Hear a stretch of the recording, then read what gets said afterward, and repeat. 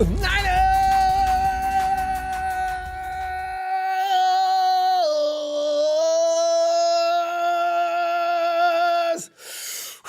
Fam, keep your chin up, chin up, chin up, chin up, chin up. As you can see, these nasty moments are going to stop, and I predict right now, 3 weeks in a row, we can't get a W. But that doesn't mean it's going to continue, and I got a feeling with the guys that are coming back in another week or so, we could be right on track again. And everybody's like, man, you got to be kidding if this team is a playoff contender. You know what? Here's my feeling on that. Because you look at other teams that are, I even watch Monday Night Football. It's just the way it is right now. Do you see any domination? Although every time I say that, I think about the Cowboys. The Cowboys do look a little bit rough. But look around the rest of the league. Do you see any team that just looks seriously dominating? This league is still up for grabs. So I give it up. I refuse to give it up. But we do have our issues in 49ers. Trey Lance sustained a knee injury during that loss to the Cardinals. And who knew? Trey didn't know himself until he went to bed. But the Niners versus Cards game ended in what has become a pretty much familiar fashion the past 3 weeks, including that injury to Trey. T. Lance will now go into the healing process for what is initially being diagnosed as a minor setback. You know, I don't know, when they say knee, it sounds like I don't want to get, you know what, maybe. Is that a first level MCL type of thing? And I hope not. But anyway, that's what the diagnosis currently is. And they're going to look, I think they're going to have some other things to say shortly after. But tonight we'll go to the phones for your thoughts on how the Niners versus Cards game was added to the SF list of L's. The injury plaguing, disease that keeps continuing. It's got a grip on the throat of the organization. Got Trey. Man, he just got out. More good news is, well, no. Marcel Harris sustained a right thumb fracture that will require surgery tomorrow, Tuesday, but he is not expected to miss an extended time. That's the only good news about it. You know, I put a cast on it and go, I guess. But JaMycal Hasty, the JaMycal Hasty, will be joining Eliza Mitchell. I don't know what to say about Trey Sermon, I really don't. But anyway, JaMycal Hasty, that ankle that took him out, has a possible chance of coming off injury reserve as early as next week. He can get some workout in and get ready to roll. Isn't it amazing when we're talking about JaMycal Hasty in this fashion? He's earned it. JaMycal Hasty looks good out there. But Jeff Wilson Jr. likely will remain out until November because of that meniscus tear, or meniscus surgery in May, according to Coach Shanahan. Dre Greenlaw is expected to return a week or two after the bye. It's good news. I like what Alshar's been doing. He's not awful, but he's not Dre Greenlaw. I want you back, Dre. Get back in here. Let's go, let's go, let's go. And Jalen Hurd, I just got to mention him because it's in the news. Jalen Hurd, that knee is in safety. Tavares Moore, his Achilles, they remain on the injury list with no timeline on a potential return. That according to Coach Shanahan as well. Mike McGlinchey avoided an ankle injury after Lance barreled into him on an early run. Well, you know, this is what I'm talking about, Kyle. We got to do something else with Trey, okay? Now, I understand what the problem is, but, see, fam, this is why, and people, man, just hating on Trey. No, I'm not, but he needs to be able to operate from the pocket. If all they're going to do is make him run because they don't think he can throw from that, then we have a problem. Let him get that down. He can't be that far off. We've seen him throw. Work it. Get it down. Reps, reps, reps, reps. Work it in practice. Get it down. You get that boy killed. Devontae Harris was activated off injured reserve. Cornerback Buster Skrine's contract was terminated, reverting to the practice squad. Nate Sudfeld and tight end Tanner Hudson back on that unit. But T. Lance, as I mentioned, did not escape the Niners' ongoing curse from his starting debut. A 16-carry workload. Come on, Kyle. That's too many. That's left him with a sprained left knee, and no wonder. An MRI earlier today revealed that Lance did not sustain a long-term injury, but one that could require 1 or 2 weeks of recovery. Fortunately, the Niners have their bye this week before hosting the Colts on October the 24th, and the Colts look like they're waking up. So by in a couple of weeks, they're probably ready to roll. You knew they were sleeping, and Boris Buckner just looking at the tops, waiting for the 49ers to come over to play with. They're coming to us, right? We're not going to Indy, are we? Shanahan said the hope is for JG to return from a calf injury that put him on the sidelines for the past 1.5 games. Trey was so pumped up, fam, for this game and all during the contest, he wasn't even sure which play resulted in the knee injury. And it's something he didn't feel until he got to home, went to bed Sunday night, and that according to Coach Shanahan. Can you imagine? You've probably done this before. If you're an athlete from high school, remember going home and all of a sudden waking up in the middle of the night? If it wasn't a cramp that like drew your leg all the way up, knee all the way up to your chest because your leg is just curly, it was some kind of a weird ache that you didn't know about until you quit. The adrenaline flows, and sometimes it's an overflow, and you have no idea what's going on with your body until you get through. And then you go, so relax, lay down. Damn, ankle. What the hell? What's this thigh, man? I don't remember anybody hitting me. Shoulder. Damn. Then all of a sudden the registration comes in and the pain that registers in. So that's how I figure what's going on with Trey. Coach said on a media conference call, Northern Lance will be reevaluated later this week and won't know until next week if he has a chance to face the Colts. On the matter, Coach is quoted saying it should be a 1 to 2 week thing, but possibly just one, unquote. Shanahan said he joked with both Jimmy and Trey that they'll keep each other company rehabilitating at the team facility all during the bye week. So if y'all thought you was going to take a break and vacation and everything like that, and wrong. Your butts will be up here early in the morning every week. We will have people working on those body parts. We're going to get you back ready to roll. We got to. Otherwise, it's Nate Sudfeld. And that's the thing, The 49ers will be prepping up Nate Sudfeld, who reverted back to the practice squad today after suiting up as Lance's backup on Sunday. Meanwhile, Coach Shanahan has maintained that JG is the Niners starting QB when healthy, and nothing has changed the big picture on that. But now what? Okay, because it has, Kyle. Neither are healthy. So now, do we have a QB controversy? We might. Shanahan said of Trey Lance, quote, he gave us a very good chance to win that game, and I know he will give us a chance to win a lot going forward. But it's more of a decision than what player do you want to go with. There's a whole team here. There's a lot more that goes into it. These 3 losses we've had in a row, the answer, good or bad, is not just the quarterback. We have to play better all around, unquote.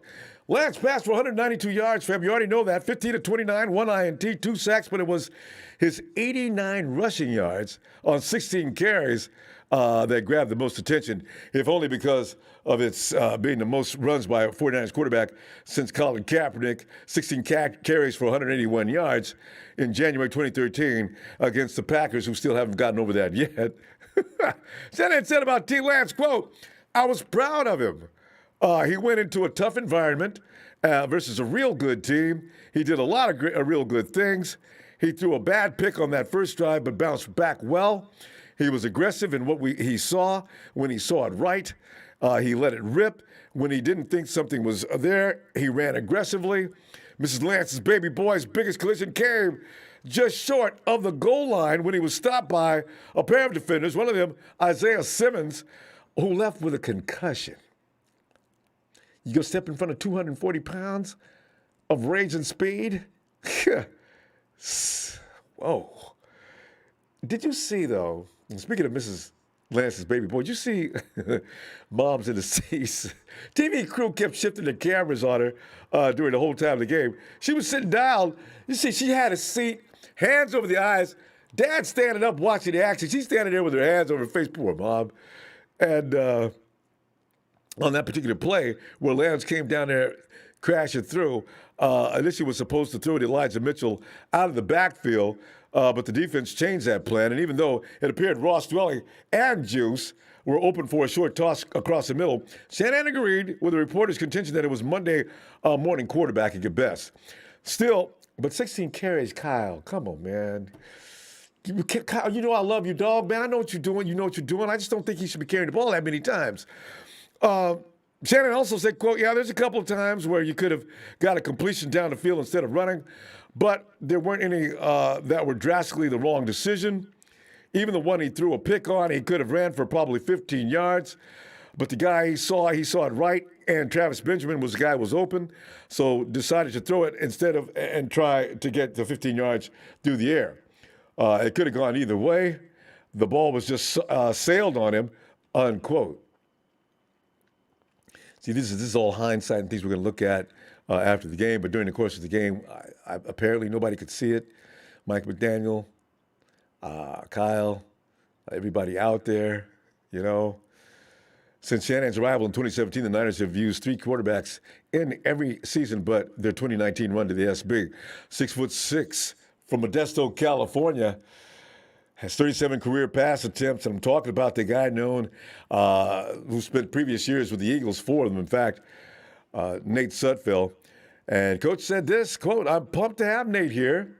He was ready to go yesterday. He's been ready to go every week. He's as big as a pro as it gets, so if his number is called versus Indy, I know he'll be ready. Kyle, Coach, you'll be ready. But that's where that ends. I don't know about anybody else being ready. My God. And about the Niners' failed fourth down results had Shanahan somewhat second-guessing things today, quote, and we all always said, Coach, did you really mean to do that? You know, what we need to, we probably realized it since 2017. Coach is going through some growing pains of his own. Yeah, he's going to do things that he's going to have to second-guess. And what he needs to do is go ahead, first of all, go ahead and admit it that you could have done something different. And then move on it and learn and grow from it. And that's fine. I ain't going to persecute him. This is just a normal thing. Coach went on to say, quote, when you look back and you're 1 of 5 on fourth down, that's something like, damn, obviously I shouldn't have gone for it. If we only get 1 of 5, but every single one of those, I was confident in the decision, unquote. And And so you know what, fam, though, here's the thing. You can't have a coach that doubts his own thinking. I don't want that either. So if he feels in his gut that he's making the right move, you gotta hope he goes to it. Go with gusto. Don't hesitate. Don't wait. Slam your foot down to the accelerated floor and go. You know, because the minute you start showing indecisiveness, your team starts to do that. And then you got players out there thinking, am I doing the right thing? Did coach give me the right call to begin with? The questions start flying and you start getting your butt beat. That's the bottom line. If I can't believe my coach, and that leaves me from doing things left with my own devices, that's a better thing. He's in charge. I got to trust him. So Shanahan, keep doing what you do. Just get better at it. So, you know. Tony Culp. Tony, what's up? Kurt the Comedian said, hey, shout out from Eastern Ohio. I really hope Kyle steps out of whatever slump he's in. We got to win some games. Go Niners. We're lucky as we're going into week 6, and that's it. We can't. That's it, though, fam. That's all you got. You got week 6 to fool up. You had your week 5 to fool up. That's it. It's over. From here on out, man, it's BALLS to the wall. Go, go, go, go, go. You got to beat some of these teams that we're perfectly capable of beating.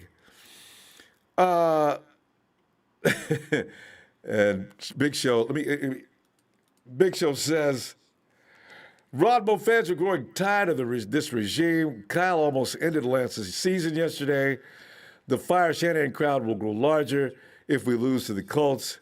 And you do see it coming. The natives are restless. It's going to happen. Hey, Nigel.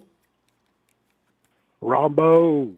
Nigel, man. What's up, man? Well, you know, the breadcrumbs are starting to lead to that house of horror. That one that says, we've had enough, get him out here, and we're going to just put him on the back of this mule and ride him out of town. Nigel, I don't know. I saw a man desperately clinging to straws yesterday. What did you see, and what are you thinking going forward? What are you expecting? Are you giving up faith in Kyle Shanahan? Trey Lance is now hurt. Is it because of Kyle? Is it just football? Where do you designate all these things? What are you thinking? I'm not losing faith in Kyle just yet.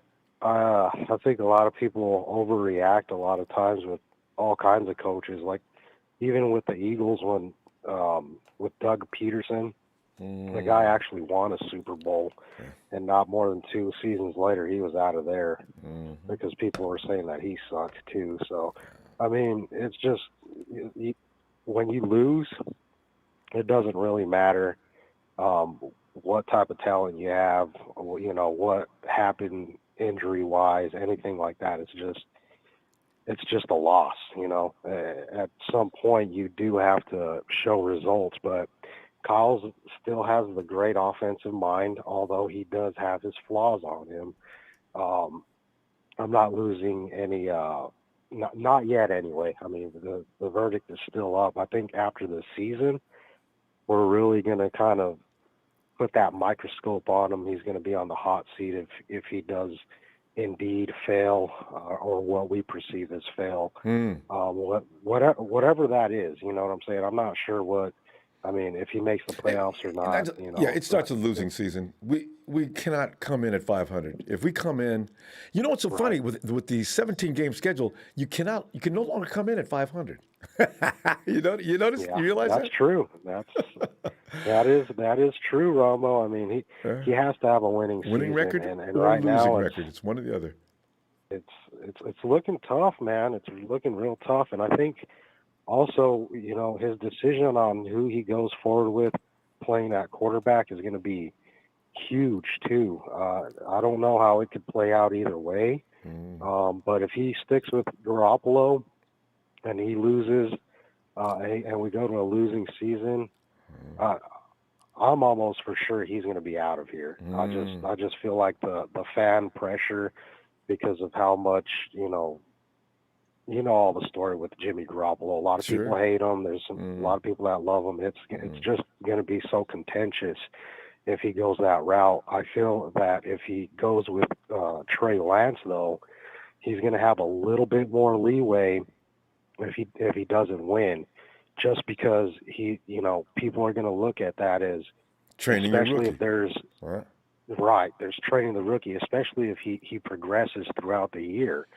So I think that's a big conundrum that he's going to be coming up against, and I'm interested to see what he does because this is it for him. I think as far as what we know, we perceive Kyle Shanahan as. This is part of his legacy right here, whether or not he fails or succeeds, and it's going to be interesting. But I was encouraged by Trey Lance's play. I was discouraged by some of the tendencies that he has, and I'm not surprised that he got hurt by the way he plays. It's really reckless, although it is exciting, and he has a lot of upside. It's very reckless, and I'm with you. It's too much. It was too much running yesterday, and Kyle should have had more wherewithal to realize that this kid he's a bulldog out there. He's used to running people over. His whole career in college and high school, he was always the biggest, strongest guy out there. And now you can't do that. You're not the biggest, strongest guy out there. And Nigel, I'm not surprised he got hurt, but yeah. And Nigel, did it run across your mind? Where is the slide, Kyle and Mike? Are you guys teaching him anything? I looked at him at times. I said, "Are they teaching him anything? That big wind up and throw hasn't changed. He's running and like you're saying, he's running over people instead of sliding. You're gonna get him hurt. He's a rookie from North Dakota State. Guys got to teach him these things. Drill it into his head. Talk to him during the game. Pull him over the sidelines. All right, I need you to go." I need for you to look at me, go down. When you get ready to go down, slide. Cleats up in the air. Let's go. Come on. You just got to keep drilling him. Stop running them up the freaking middle, man. Like, what is that? Don't do that. No, that's all that. That is horrible. That's not good. Unless you're doing a QB sneak, do not run up the middle. That is just crazy. He's not a running back.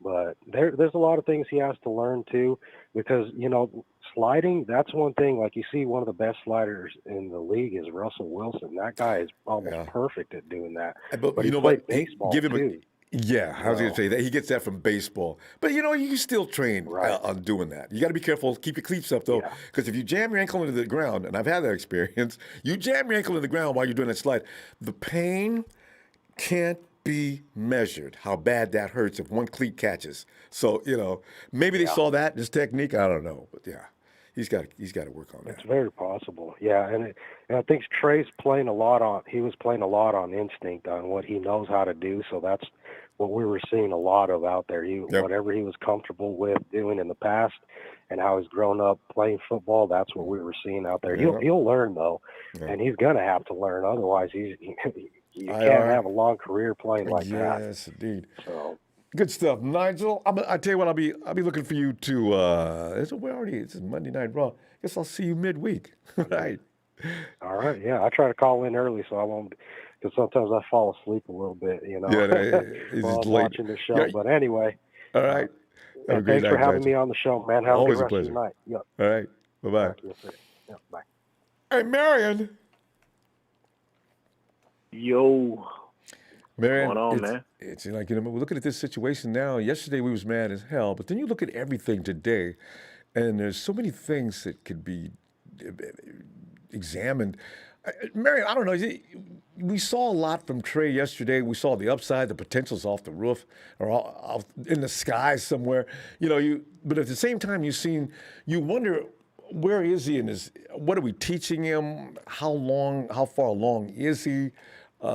Some dangerous things took place. Your running back got how many carries? I think Trey got more carries than Elijah Mitchell did. And some of those were on his own. He made those choices on his own. I understand that, but they've got to do something with the psyche. When you see this, you see this, you see this. All right, go through your read, go through a read, go through a read, check down.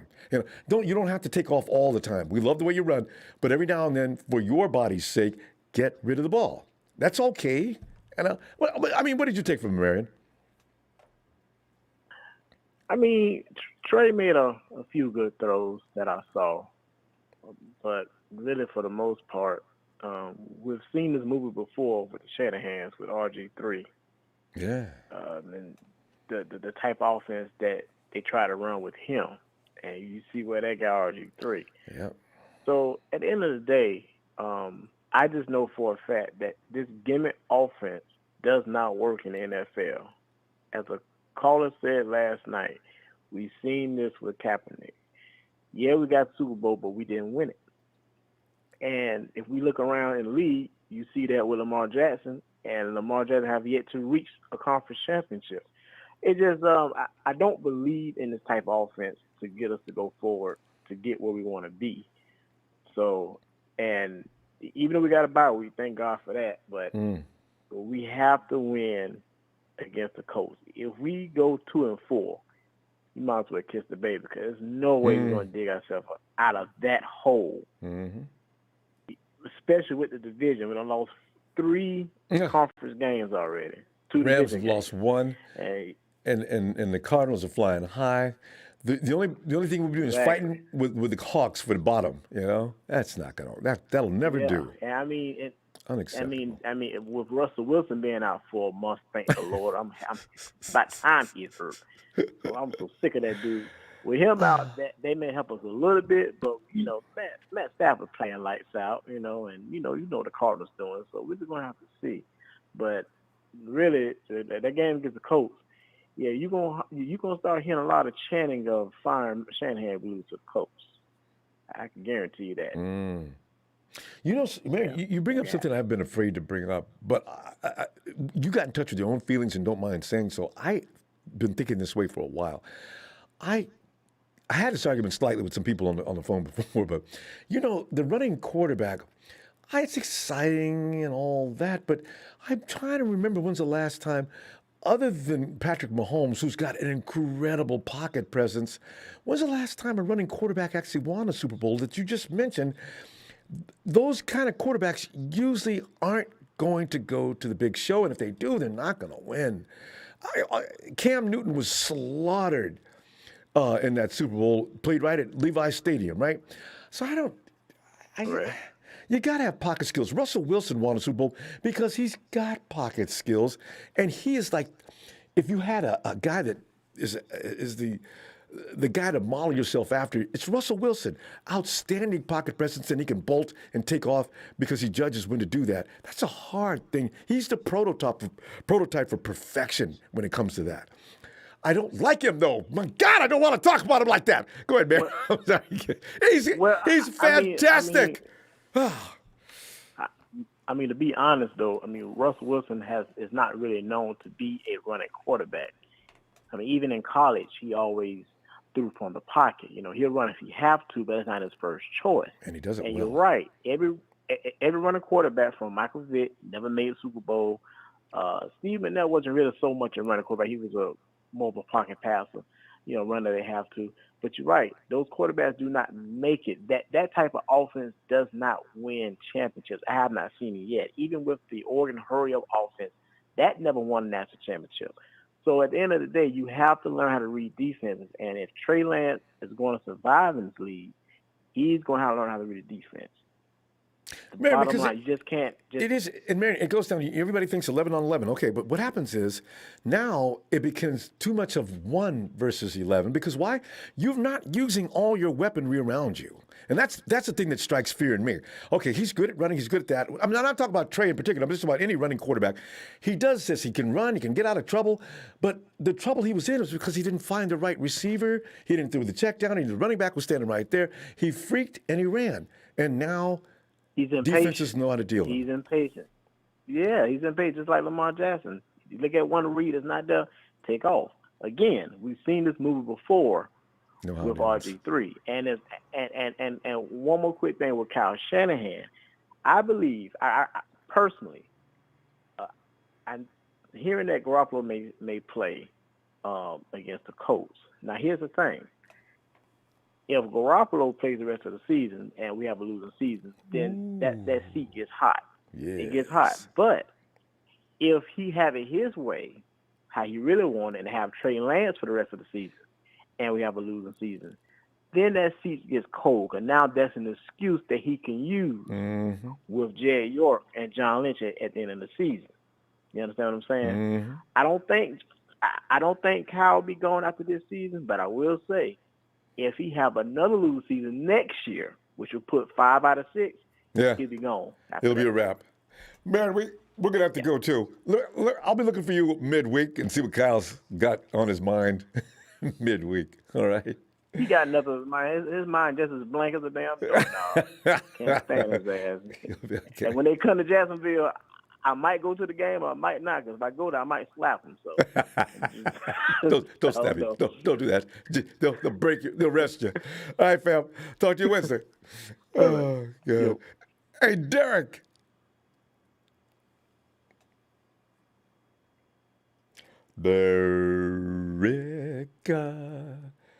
Ronbo. Derek. Hey, Derek.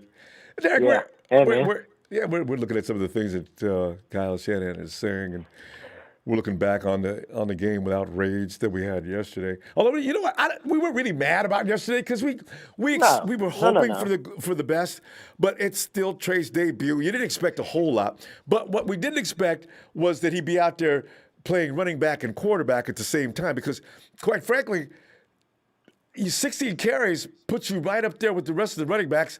I didn't look at the stats, but without looking, I think he probably did that more than Elijah Mitchell. I'm not sure how many carries Elijah had. I know he had more than Trey Sermon.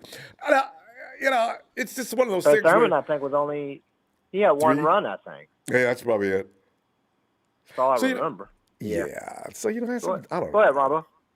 Yeah, I was just saying, I don't know. If you're going to put him out there, don't put him out there to be killed. I mean, I guess we had no choice, but still, he looked like like Mary just mentioned, he went back to playing and going for what he knows. How would that be adjusted? What do you do with Trey from this point forward, though? Because you're gonna have to teach him fast, because Jimmy could go down at any time. Yep.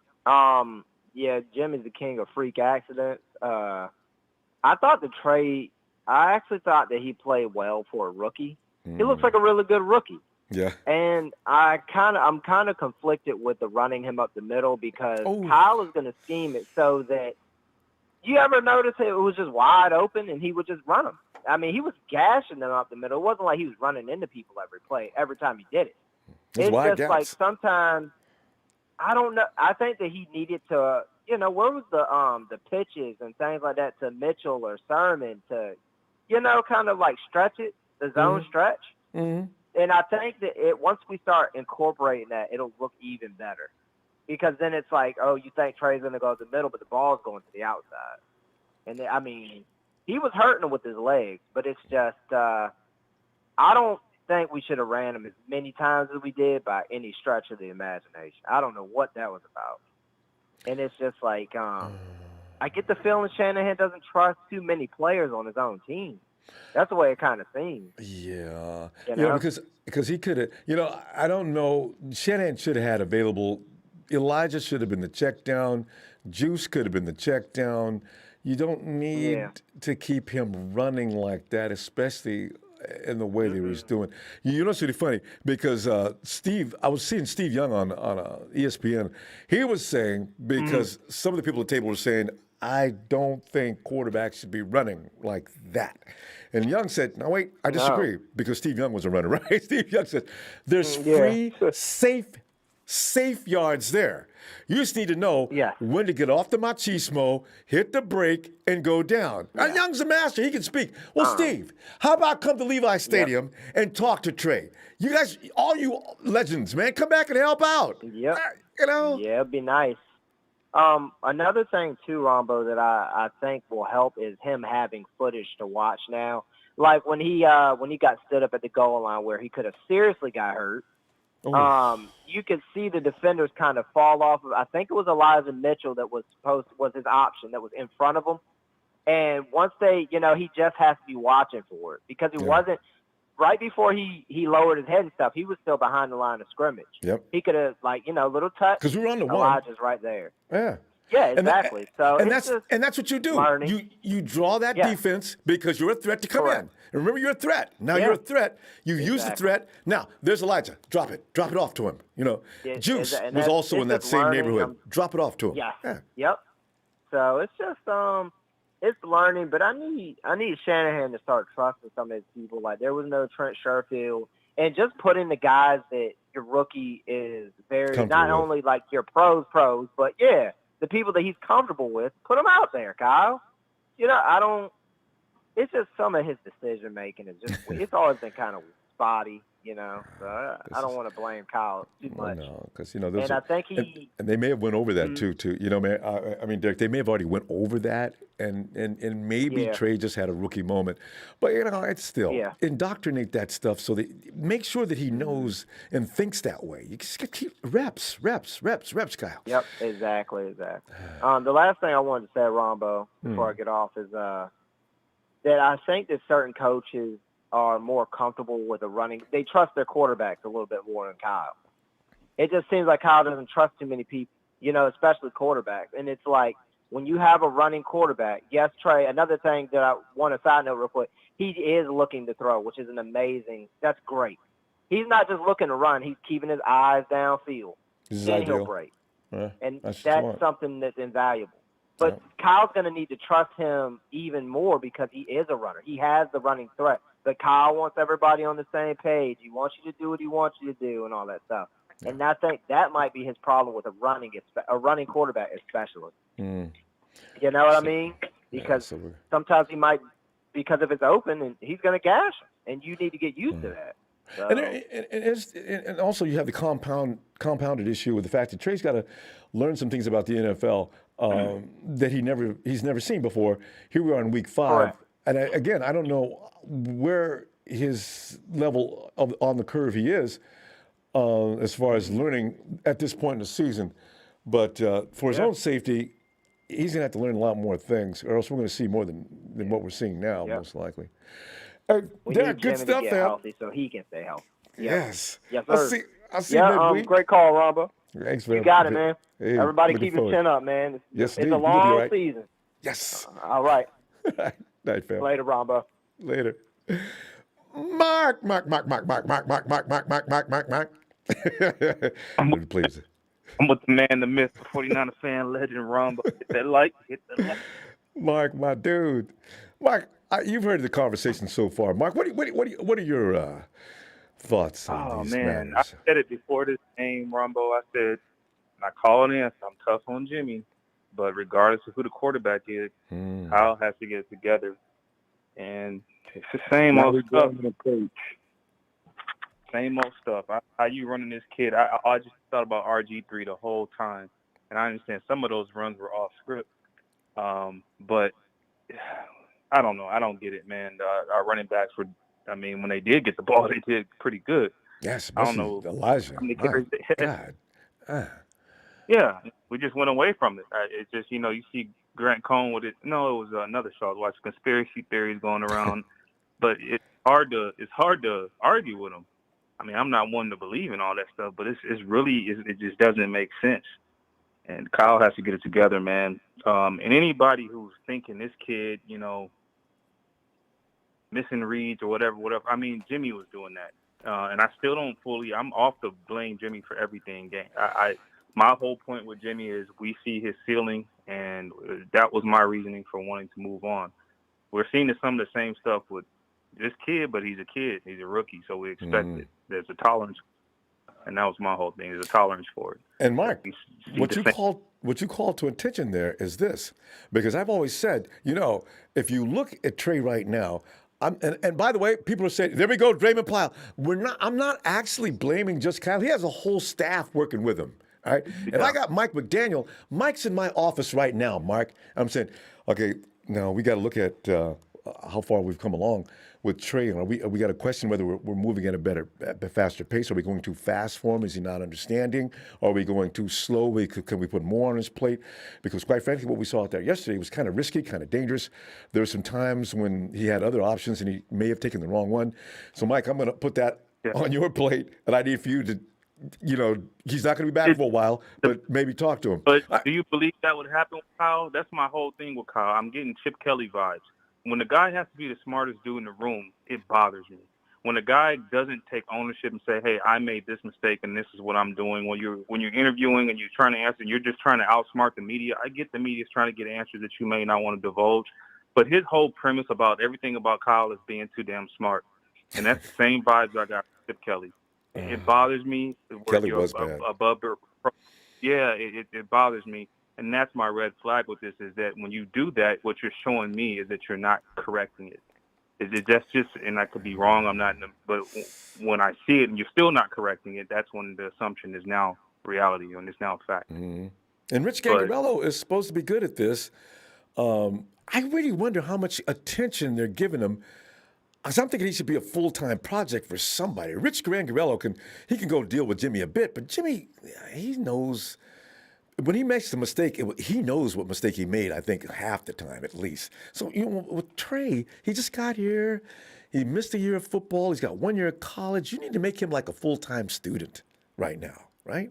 So I'm thinking. What I'm seeing, man, out of Kyle is that, and I'm going to keep it short and sweet tonight, is that I want him to make a decision. I hope he stays with, Trey so he can focus on his game plan. I feel like Kyle is split. I feel like he doesn't have a full flushed out plan for the season or what his game plan is going to be. I think he's kind of been halfway preparing for Trey, like he's halfway 1 foot in, 1 foot out, and there's nothing flushed out about what he's doing. Everything he's doing is not making sense. And I just wish he could make a decision, stick with it, and get your stuff together, man, because what we're seeing right here has got to go. It's not working. I don't even want to – I've said let's get rid of Kyle a number of times out of emotion. I don't really want that because that means we got to reset. But reality is, man, if he doesn't get this fixed, I'm going to say this. Get rid of Kyle before you ruin this kid, if it comes to that. I hope he can fix it. I hope he can get it together. But what I don't want is this kid to be ruined. Yeah, and that's what you get. And that's what I was saying. You rush him out there. He fails. A lot of things happen to mess with his psyche. And now you've got Deshaun Kaiser. A lot of quarterbacks have come down through the NFL, down through the years right out of the draft. You got to pick the right moment to make those big moves. It's what I was saying the whole time, So we'll see what happens next. Yeah. All right, Ronbo. Like I said, I'm going to keep it short myself. I didn't have much to add. I just need to spend a little bit today. It was right on time. Great stuff, Mike. All right, fam. Appreciate you. You know this. All right. I'm look forward to talking to you midweek if you got time. All right. All right. Night, Mark. And we go over and check out. It is Bill. Bill. Ronbo, I'm gonna just elephant in the room that I haven't heard anybody address. Breaking news. Go ahead. Breaking news. John Gruden has been fired from the Las Vegas Raiders. We don't care. This is Niners channel. Yeah, Bill, you know, yeah, Yes. that's Yes. Bill. I haven't got to the point yet. I haven't got Okay, to go ahead. it. Make a connection. All right, go ahead. Oh, don't cut me off either. Okay. I've been reading into a lot of what he said, and he really slammed Roger Goodell. Ooh, man, that's some horrible stuff that he said about Goodell. But yeah, Bill, I got to tell you though, you know, Gruden got caught, but I got news. yeah. He's not by himself. There's a whole bunch of people that haven't put email out, and Gruden was an idiot to do that. But you know, there's a lot of thought like that. Yeah. No different than the cheeseburger eating. I'm gonna keep it nice because I don't need to be a little mean, but I really don't like him. Chiefs coach Andy Reid. So if you're gonna fire Gruden, you need to get rid of Reid as well. Bill, are you saying that everybody that ever worked with Gruden? That means Kyle Shanahan too, though. Not Kyle. I'm saying Andy Reid. Andy Reid has a lot of. I've heard some of his talk. I was out in Kansas and I worked out in that stadium before. I heard talk some stuff, racist stuff as well. That's why I don't like it. Oh, so I'll put it like that. I've seen in some of a lot of the leaks that Jed York is connected of viewing as well. So I have a feeling that I have a feeling that if Kyle don't pull it this year, he's going to be fired. We're not going to sign Gruden, but I think York is looking for a new coach. Yeah, Bill, do you know? You think you know how we do, right? The planes flying over Levi's Stadium, the public pressure. You know, Jed York is very sensitive, right? Do you think that he would actually bend under the pressure again? Because that's one of the reasons why he's fired Chip Kelly, Jimmy T, Trent Baalke. Well, Trent Baalke probably helped himself get fired too. I thought Chip Kelly, honestly, I think Chip Kelly got cheated on that. I'm going to say York is an idiot. He might fire Shanahan and hire John Gruden. Nah. That's how much of intelligence York has. He's stupid. Bill, no chance. I think they might that he's so stupid that he might do that. Nah. You're stupid for even thinking that dumb shit, dude. Ain't nobody gonna hire John Gruden. John Gruden is never getting another job. Cut that shit out. That's true, Bill. But, hey, Bill, actually, Gruden's not going to get another job in football. He is so done. No network's going to hire him. No team. He's like toxic now. He might as well be radioactive glowing. Poor guy. I mean, there's a lot of guys that are in those feelings. They're not always hateful, nasty people, but they're kind of strange. And, well, they are hateful. But the thing is, John Gruden gets along with all his football players. I think some players already spoke up for him, and they were the same color as me. So, you know, I don't know what to think about that kind of behavior. I've always been boggled by it, though, since I was a kid. The guy shows me one face, and then when we're not looking at him, there's another face. I don't understand that, but that's the way it is. That is true, but you know, I don't know what extent what would York go to? Who would he hire? Well, see, that's the question. Bill, who would you hire? Okay, since we're on that subject, who would you hire? Because this is what scares the bejesus out of me. All right, Kyle's, if you fail, who are you going to hire? I would call Jim Harbaugh up and make amends with him and bring him back. That's who I would want to come back. Jim Harbaugh. What if he says he wants to bring Greg? And then he says he wants to go get Greg Roman as his OC? I don't know who he would bring as an OC. I don't think is Greg Roman be available. Greg Roman and Drummer, him and Harbaugh, good buddies, and we got that kind of quarterback. So Harbaugh calls up Greg. You want to come back and work with the new kid? Because Lamar Jackson, he's on thin ice right now too. He has got to produce this year, or there's going to be a lot of activity in Baltimore too. While we're talking about San Francisco, so it's coaching jobs are like that. People will quit and leave and go to other places. But I don't want to see Greg Roman and Harbaugh back in San Francisco at this particular point. We've already been there, done that. Well, I mean, we need to get something going on, get it together, because he loses seasons constantly. Is going to be old enough. I mean, and seeing all these other teams pull off the trophy. I mean, like, come on now. Kansas City didn't need a ring. I know. They didn't need a trophy. Bill, we're gonna run out of time. I didn't realize we were talking that long. Okay, Bill, midweek. Let's see what develops between now and then. All right, be looking for you. All right. Yeah. All right. I know you're ready for it. Here it comes. Niners!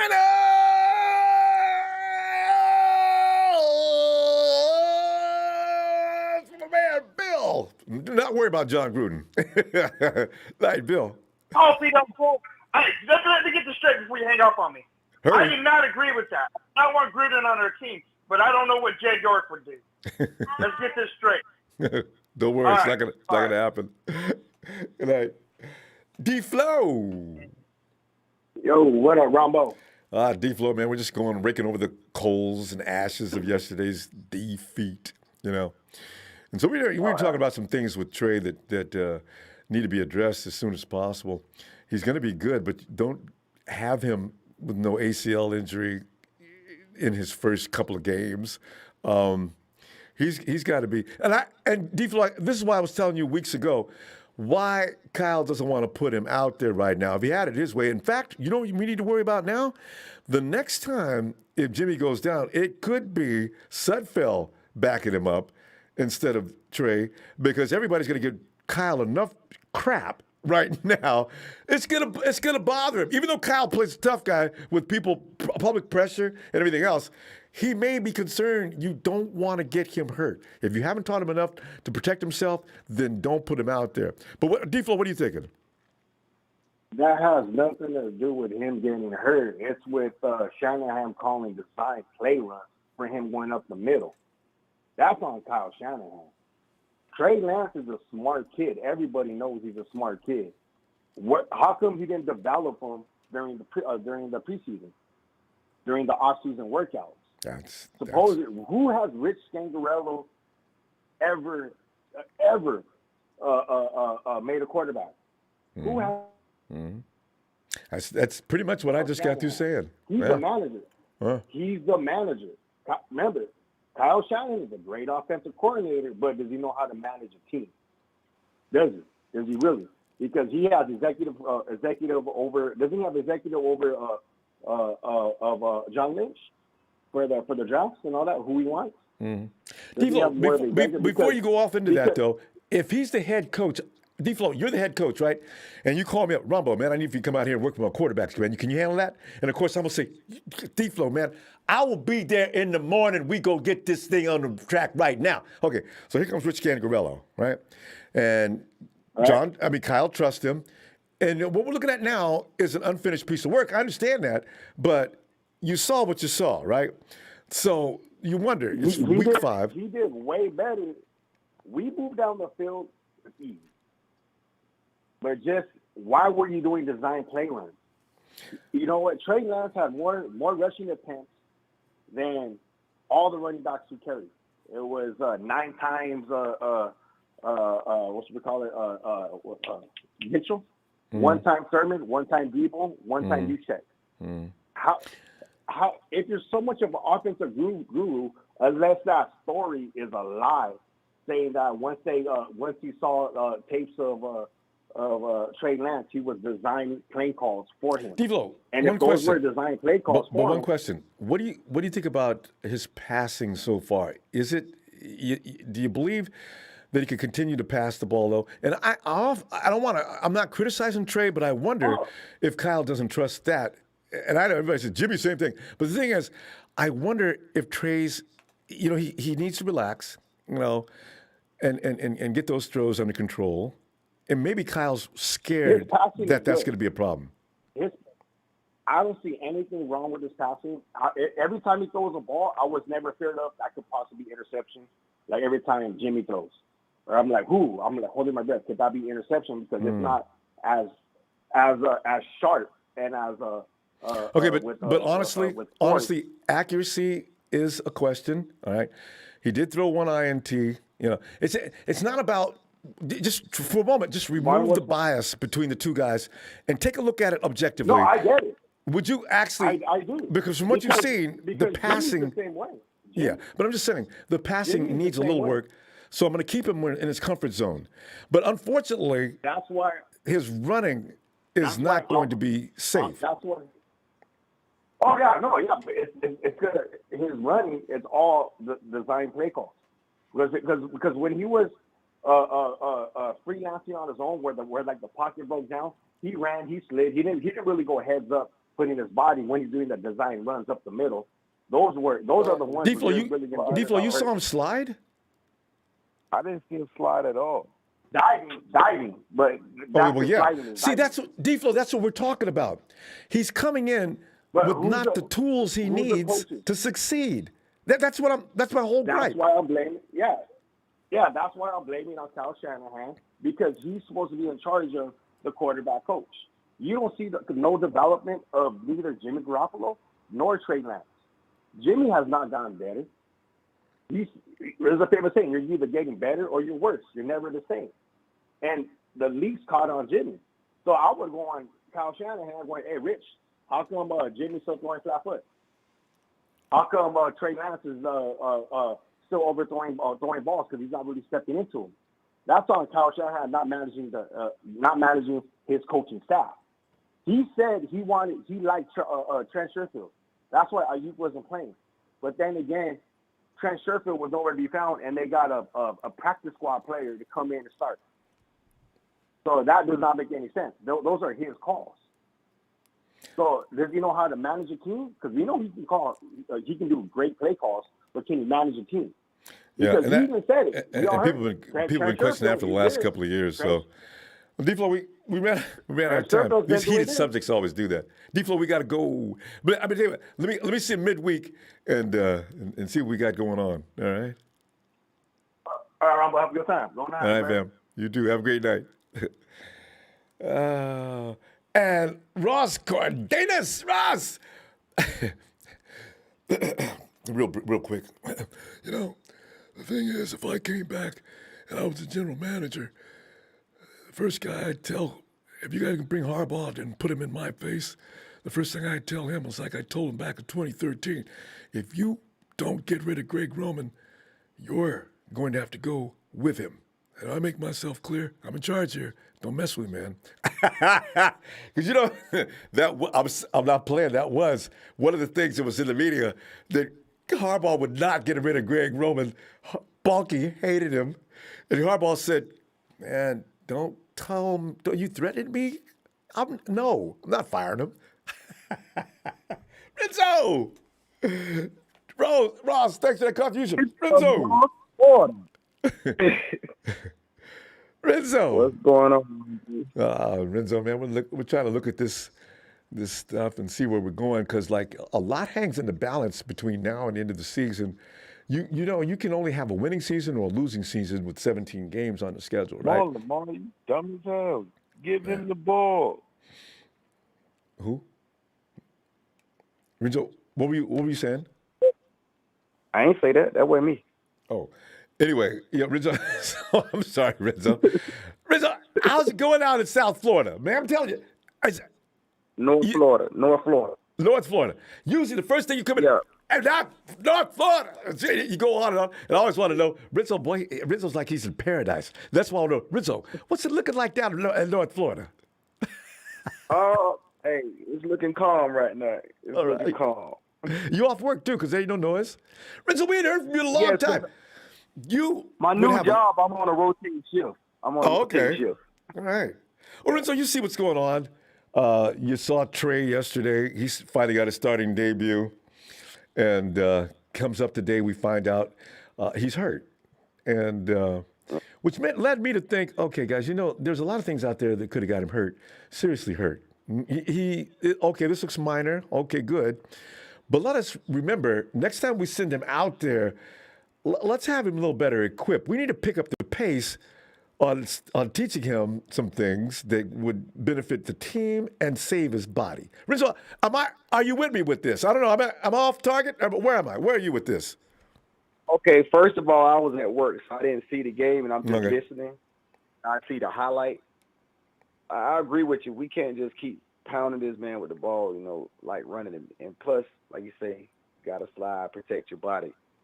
But me as a fan, Ronbo, I'm going to tell you this. We know that more likely Jimmy's on his last leg of probably being with his team. We probably ain't going to sign him back or whatever. You can't do it. Too expensive anyway. Personally, I would have been on the Trey Lance like, listen, man, you're going to start. Because like you say, the man hadn't played football in, almost like 2 years. Mm. Well, yeah. Actually, yeah. It's live reps. I'm like, listen, as Jed York, listen, eat this money. Jimmy, you're going to be the backup, but this kid is going to be the future. It is what it is. It's just my opinion, And as far as Kyle Shanahan, I kind of see us being like Tampa Bay when they had, even though Tony Dungy, they should have never fired him. But as soon as the next coach come in, you win. We don't have a bad team. We don't have a bad team. Our team, they scrap, they fight. And these games, we losing, they haven't been bad. They've been like close games. Yeah. One touchdown, one score. That's all you need. That we're running is not really, it's not working, or either you need to tweak it a bit, Because the defense, and I personally, I wouldn't fire the GM because he's getting you talent, man. If you look at the talent we getting, man, it's talent on his team. So I wouldn't even mess with the GM. It's like the head coach, like, bro, can you work with the talent that you got?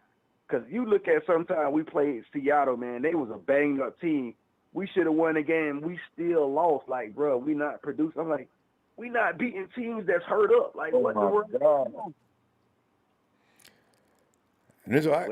I agree. The Hawks were supposed to get ran completely out of the county. We lost with 37 seconds against the Packers. That was a game we should have won. We struggled to beat the Eagles. It's just, I think the 49ers are just getting off to a start. But you know what? When you say about talent, and that's one of the reasons why Kyle wasn't really ready to let go of Jimmy because somebody could trade him before the season started. Just get rid of him now, take that money off the books, and also just go Trey from game one. But had Trey started from game one with this particular unit, I do wonder what would have happened. But I kind of think I know, but I don't want to put that off. But I mean, the thing is, this is why Kyle, he doesn't want to start the season with a rookie. Knowing Kyle as we do, that makes sense. That's the way he is. He wants somebody out there that's going to be able to run it, especially with this unit. If it had been a rebuild, okay, well, we got to go with Trey like they do in Jacksonville, like they're doing in New York, to some degree how they're doing it in Chicago, right? So that's the thinking behind that. But my thing is this, Ronbo, you've been put in a position to almost like rebuild because you sticking to a quarterback who's not going to be there. Yeah. And then this rookie that you got, he's not really getting reps in practice because you got to make sure this starting quarterback is on point when the game day comes. So my thing is, man, listen, just do what you got to do, bro. Like, hey, I got to get this rookie right because, man, when the season ends, if you ride with Jimmy all the way and Jimmy's not there next year, you basically going to still be starting from scratch because now this guy's finally getting his reps and he's going to be getting his chemistry with these guys. Like, bro, just go ahead and get it done. And if he do that, I think that'll really, like, save Kyle's job, you know what I'm saying? Because if they lose, it'll be understandable. There's a lot of coaches like that, though. They want their rookies to learn and practice first. I don't know if that's effective. I mean, maybe not. I don't know. But I do know that's their approach, because we got one of the best defenses in the league. use that on him all the time. He's got to get used to the NFL speed. There's a lot of stones he's got to step on first. So, and then make Jimmy the bridge quarterback. Yeah, pretty much. Cause but hey, I'm always anonymous, man. I'm a rock with it. Even though we be getting mad, like, bro, what is you doing? He'll look good against the Hawks until and give all people Kerry Hyder. Kerry Hyder's the one who dropped on Jimmy's leg. Jimmy, I wish he'd pull his legs up. When he got hurt last year, somebody hit him on his leg. Jimmy can't take a hit on his legs. It's either his ankle goes out or this is a case of contusion. Jimmy, man, maybe you need to wear like they did in the Roman armor, man. Put some armor on your legs, man. Come on, Jimmy. Oh. Wear them soccer pads, man. God. But anyway. And what basketball players wear the little ankle brace? Like, bro, Jimmy, you got to wear extra pads, bro. No, man. It's just... Rizzo, man, good to hear from you. We're going to run out of time. I'm going to see you Wednesday if you got some time for us. Since your shift is going like it is, we're going to see you. Night shift starting tomorrow for the next 3 days, bro. Okay. We'll be back this weekend, though. I'll get up with you next week when I'm on day shift. All right. Looking forward to that.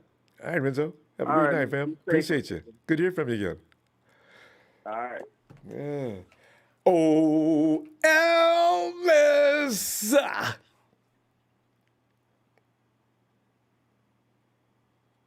Hey, Ronbo, can you come back to me and maybe a call or two? We can do that. No problem. All right. Thank you, sir. And we go, hey, Chris. Hey, what's going on, Ronbo? Chris, man, we're just sitting back here being Niner fans, contemplating, worrying. It's always, as a Niner fan, that's what all you do. You contemplate and worry. Look at your navel, play with that for a minute, and come back to your head and think to yourself, if they did this, because it's a full-time thing being a 49er fan.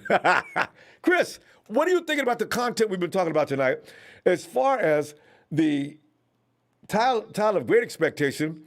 Is he going to be okay?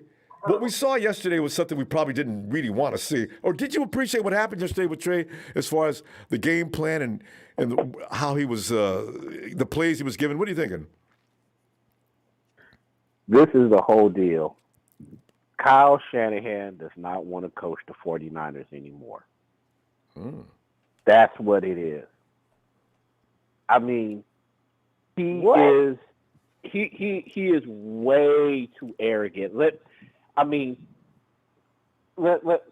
at it like this. He has never developed a quarterback that I can think of. RG3 to a degree. Yeah. Are there any? Yeah. He busted him up too, right? Like Trey Lance. Well, yeah. I mean, there's a reason why when he said, what did he say? He said he needed a starting quarterback, somebody who was ready to go. Because we all have shortcomings in our life. We all do. We're not all of us are 100% perfect at our job. You know what I'm saying? And in his defense, I think his problem is that he really may not be a good, developer of quarterbacks. All you ever hear about Kyle Shanahan is how brilliant he is and his play calling and all this, that, and the other, which is true. But he also lost 2 Super Bowls because, it's almost like if he's above approach. They should have won that game in Atlanta, but he kept throwing the ball. And for what reason?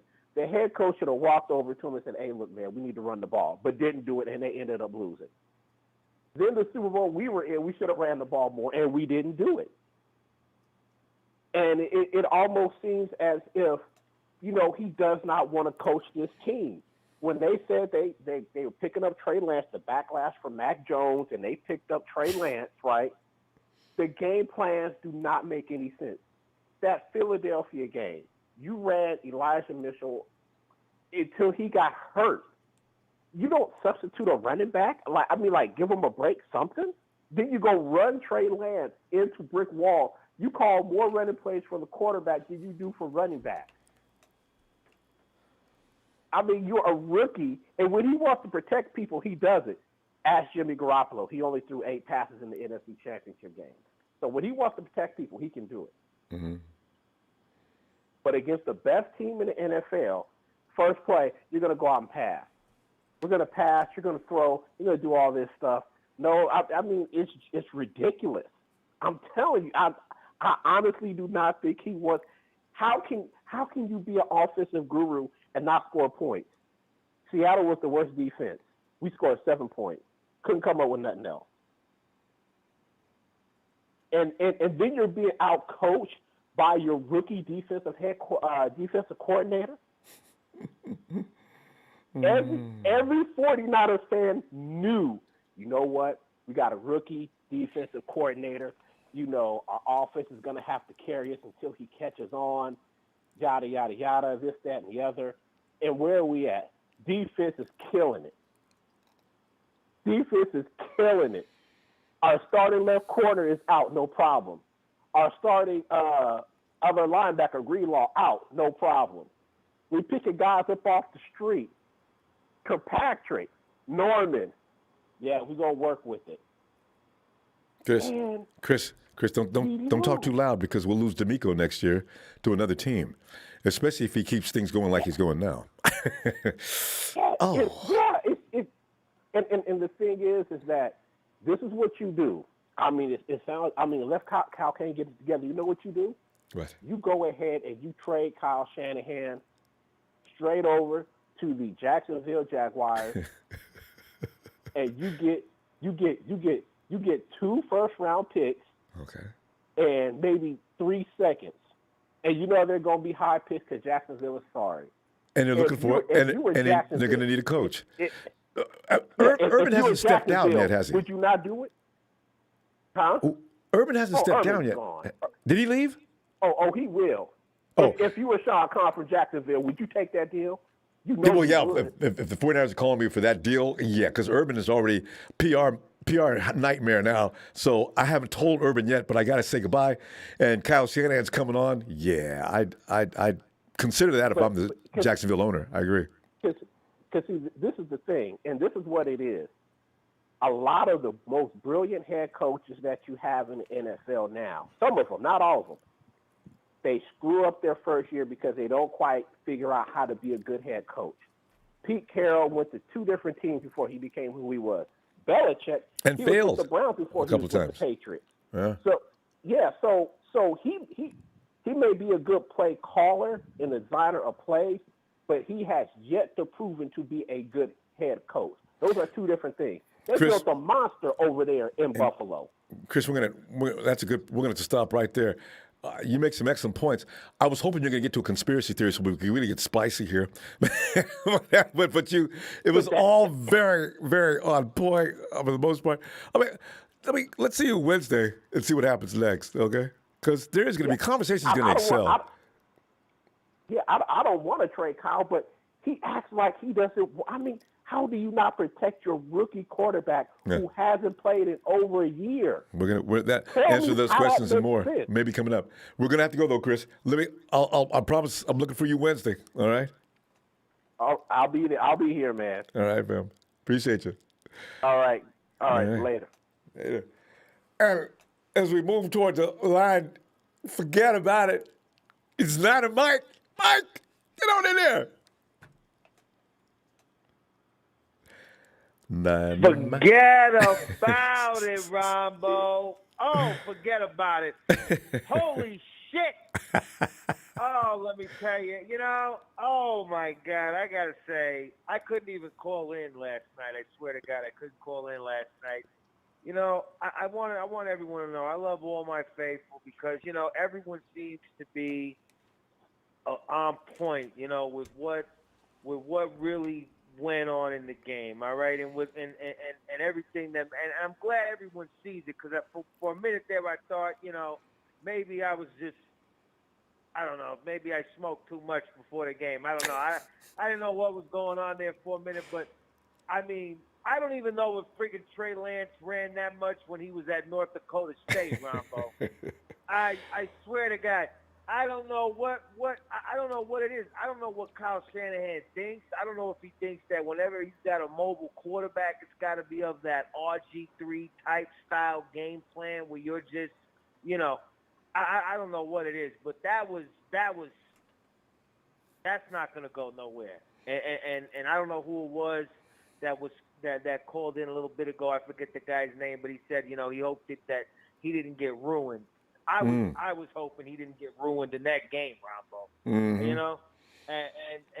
And that was just, I don't know. That was hard. That was hard to watch. But I'm just gonna say this, all right.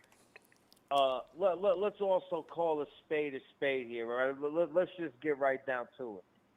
Jimmy G would have got crushed in that game yesterday. All right, that's a fact.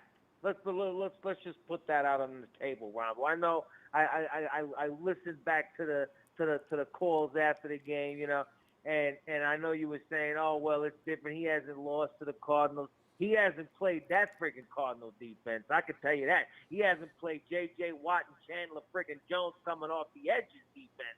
He hasn't played that defense because even on the straight drawbacks, even when we kept extra tight ends and running backs in to help protect, they were in Trey Lance's face another 2.5 seconds throughout the game. And without for it not his mobility, the game wouldn't have even been close, all right? We got some serious issues that we need to address on the offensive line, period. All right, in my opinion, the next draft, even though we don't have first-round picks, the next draft, Ronbo, we got to be going offensive line and we got to be going cornerback or defensive back, period. I don't give a shit if every friggin' pick is an offensive lineman or a cornerback, but that's what it's got to be, the whole friggin' draft. That's it. Or we got to start trading, or we got to do like what the Chiefs did and start getting the offensive line handled. Because as of right now, Ronbo, that's not going to work. And Trey Lance or Jimmy G or whoever it is going to be dead behind that offensive line if we play like that in the game. That wasn't that good. It really wasn't. So look, the kid did good. He made an early mistake, which I was anticipating. I'm sure a lot of people were. Him coming out and making a little rookie mistake, that overthrow at the beginning of the game. But that was one of the most horribly play-called games I've seen from Kyle Shanahan in a long time, Ronbo. I mean, almost right. I can't say that the Super Bowl was horribly play-called. It was just horrible calls in little certain parts. But overall, the game plan and everything was great. We attacked them great. We did things we were supposed to do. What the hell we watched last night or yesterday was basically like an extended pro version of a college offense. All right, that wasn't even. I don't know what it was, Ron, but it wasn't fun to watch. It really wasn't, and I was hoping the kid didn't get hurt. It looked frightening out there a lot, didn't it? Yeah. Mike, Kyle said before the game he wasn't going to scheme up anything new. He wasn't going to schedule up anything new. He was going to try to stay within Trey's comfort zone. Is that what Trey's comfort zone was yesterday is my question. And if that's the case, Kyle, I don't know. You guys got to step it up there. You got to teach him some more things. Anything new. He freaking turned our offense into San Francisco State. That's what it looked like. It looked like San Francisco State fucking football out there, Ron. Mike, but don't you wish you could attend practice? I'm curious. What are you guys doing with Trey? I'd really love to see what's going on with that. But at this point, I'm going to say this though, Rombo. Jimmy G throws just as many high passes in the game, and he's been out there and he gets praise and all that. Now look, may he be a little bit more consistent than Trey Lance? Well, I sure would hope so at this after this length of time. All right? He's only been playing for almost a decade now, all right? So, but at the end of the day, he still throws them high passes. He still throws the friggin' ball, or at least gives the other team at least one shot every game to get the ball, all right? And it's two of his high passes now in back-to-back seasons that have gotten George Kittle hurt. Both friggin' times he throws them stupid high-ass passes, and he's going up to get him and gets whacked from the back. And then he's laid out. And now we don't have one of the best offensive weapons on our friggin' team on the field because of a Jimmy G errant high-end pass. So, anyone trying to say that, he's going to be more this and that, forget about it. All right? It's just, and this is why, and Mike, I've been complaining about that because why is it that all of our quarterbacks, this isn't just Trey and Jimmy, this goes back to Nick Mullins, CJ, what is it with the ball sailing on all the 49er quarterbacks? It's something that you need to go back to whoever's doing the coaching, and that's what I'm doing now. Because I said, you know what? Well, If it was just Jimmy, look. I'd say it was just Jimmy. But I'm seeing everybody doing that. Oh, Mike, we did it again. But Trey Lance is doing it for different reasons than Jimmy. Jimmy does it because that's just part of Jimmy's game. That's the Mike, I'm sorry, Mike. Production again, because we're going to run out of time. But Mike, bring that back Wednesday, because we can go on with that probably for hours. Hey, Robert.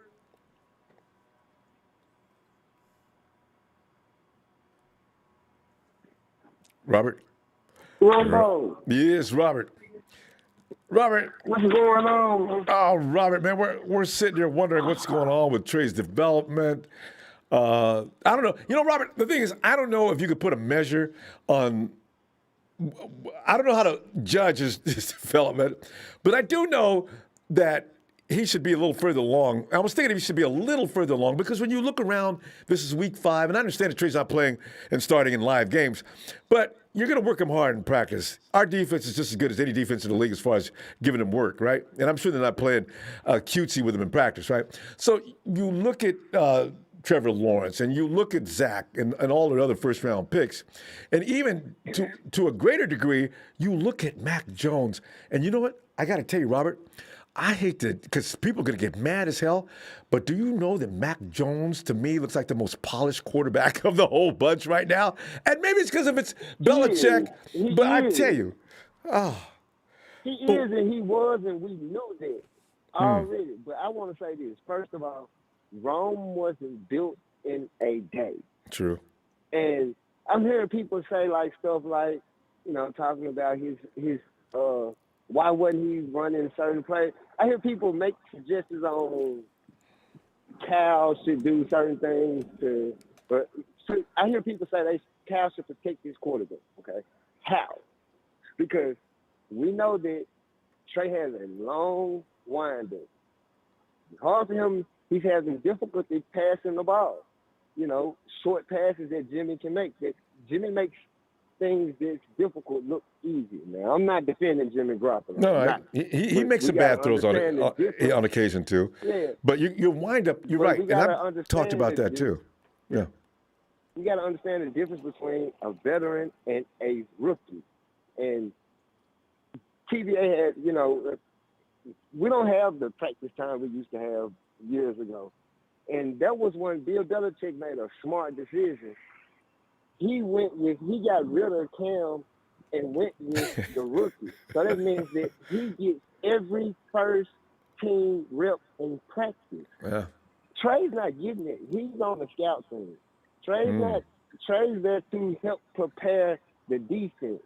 He's not actually being worked on. And if any of you, these fans and callers, have played any sport, there's a difference between a natural motion or like basketball, a natural jump shot, or something that you have to work on. When you work on a jump shot or you have to change your throwing motions, it doesn't happen overnight. And I don't understand why anyone would think that a rookie will go into a stadium his first time as a starter and not revert back to what he knows. Yep. And that's what happened. My biggest issue is not Trey, it's not Cal. It was a lot of times his receivers were supposed to bail him out, and the offensive line did a lot of holding. And that comes from not playing with that style of quarterback. When he releases from the pocket, you got to get you used to, a quarterback that's standing stationary. So, we kind of stuck between a rock and a hard place. Either Cal was envisioning that either the season was going to go smooth with Jimmy at the head, or we were going to have a rough time with Trey. That was that's what you got. I mean, you got to realize what we had, Robert, that's as accurate as it gets, too. You got 2 different schools going on in one classroom. And that's going to be a problem. In one classroom. Yes, because you're right. I'm hearing people saying, I would have went with the rookie. I would have went with the rookie up front. It wasn't about the rookie. It's about them other 20 players that start on offense and defense. Thank you. Do you know that we do remember that it was a shock that we were able to retain the defense that we had and all the one-year contracts that came back. Why? Because they wanted the opportunity with this team to win a Super Bowl. Yep. So we had Super Bowl aspirations. If we would have got rid of Jimmy and went straight with Trey, I guarantee you, a lot of those guys that signed in one-year contracts. No. And we wouldn't. And Trent Williams would have stayed with the defense we had. Yeah, and Trent Williams would have went to Kansas City. Gone. Yeah. Exactly. We got to realize, like, that's why I say hindsight is always 20/20. We're looking at the results and making decisions on what should have been done at the beginning of the season or the off season, what Cal should have done, because we can sit back now and see hindsight. And to me, the season looks like 2019 in reverse. If you really want to pay attention to it. And something like 2018. A lot of the games that we lost this year, right, a lot of the games that we lost this year have been the games that we won in 2019. Mm-hmm. 3 points. One score, Robert. Teams we Absolutely. Blow out, one score. Amen. Now we on the losing end of it. Now we got to learn how to, reverse it. We got to learn how to adjust. Now, now the thing about Cal, all great people are, kind of bullheaded, stubborn, but I can't put all the ownership on Cal Shanahan. Cal Shanahan did not tell Trey Lance to run into 2 people on the sideline going into the end zone. I just do not believe he told the young Robert. He didn't Robert, we got to go, but I'm so glad you pointed out. See, this is one thing. The coach, it's like I said yesterday, you could lead a horse to water, but you can't make him drink. Maybe some of the things we saw, exactly, some of the things we saw yesterday, maybe they have went over it. And just like you said, when push comes to shove and the heat's flying, you're going to go back to what you know. So if that big windup and all those other things, and I've been used to running over people, it doesn't work in the NFL, and we found that out yesterday because you can get hurt doing that. Before I go, I'm going to use one of the greatest quotes that was ever said. Everybody got a plan until they get hit in the mouth. Wasn't that Mike Tyson? You know it. Robert, hey, I'm going to see you Wednesday if you got some time for us. I hope you do. All right? Have a great night. Oh, yeah. I'm back on night, so I'm here. All right. Let's go, gang. Yes. All right, Robert. Talk to you later, fam. And let's see if Alice is ready. Alice. I'm almost ready, Ronbo. All right, we'll come back. Ready, we'll come back. No problem. Thank you. Appreciate it. And let's see. Hey, Jay. Hello. Jay, come on in, man. As you know, Ronbo, what's up? I'm sitting there, man. We tripping on yesterday's game, because like after the dust settled, because most of us was like in semi-shock because second week in a row we came close to winning, but just couldn't find the formula, right? And then we looked at and I looked closely at the development of Trey so far. He sparkled on occasion, because of the fact of what he does. He's a sparkling player. A lot of dynamics out there. You talk about all frills versus no frills. Trey is all frills. So the thing is, it didn't result in us winning. And I'm thinking like, okay, Kyle, you see what you got? You got that bowl of clay here, and you're going to have to form that so it's like in shape and forms into something functional. And I'm worried that, you don't know when Jimmy's going to go down because somebody go fall on his leg or he's going to walk into a door. But Trey, next time he comes out there, I expect to see a different Trey from an experience he gained here. But in the meantime, you got to be careful. He's got a knee thing going on now. I didn't want to hear nothing about no knee. This guy's supposed to be around with us for the next few years. And already we got a knee after his debut. Oh, my. I know Jed York had some words with Kyle. Are we okay down there? What are you thinking? What's it called?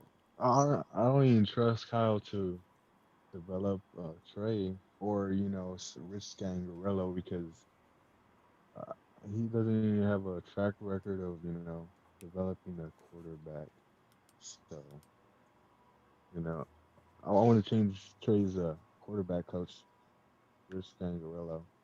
Mm-hmm. Who would you think about picking up? Is there somebody out there that you think would do a better job?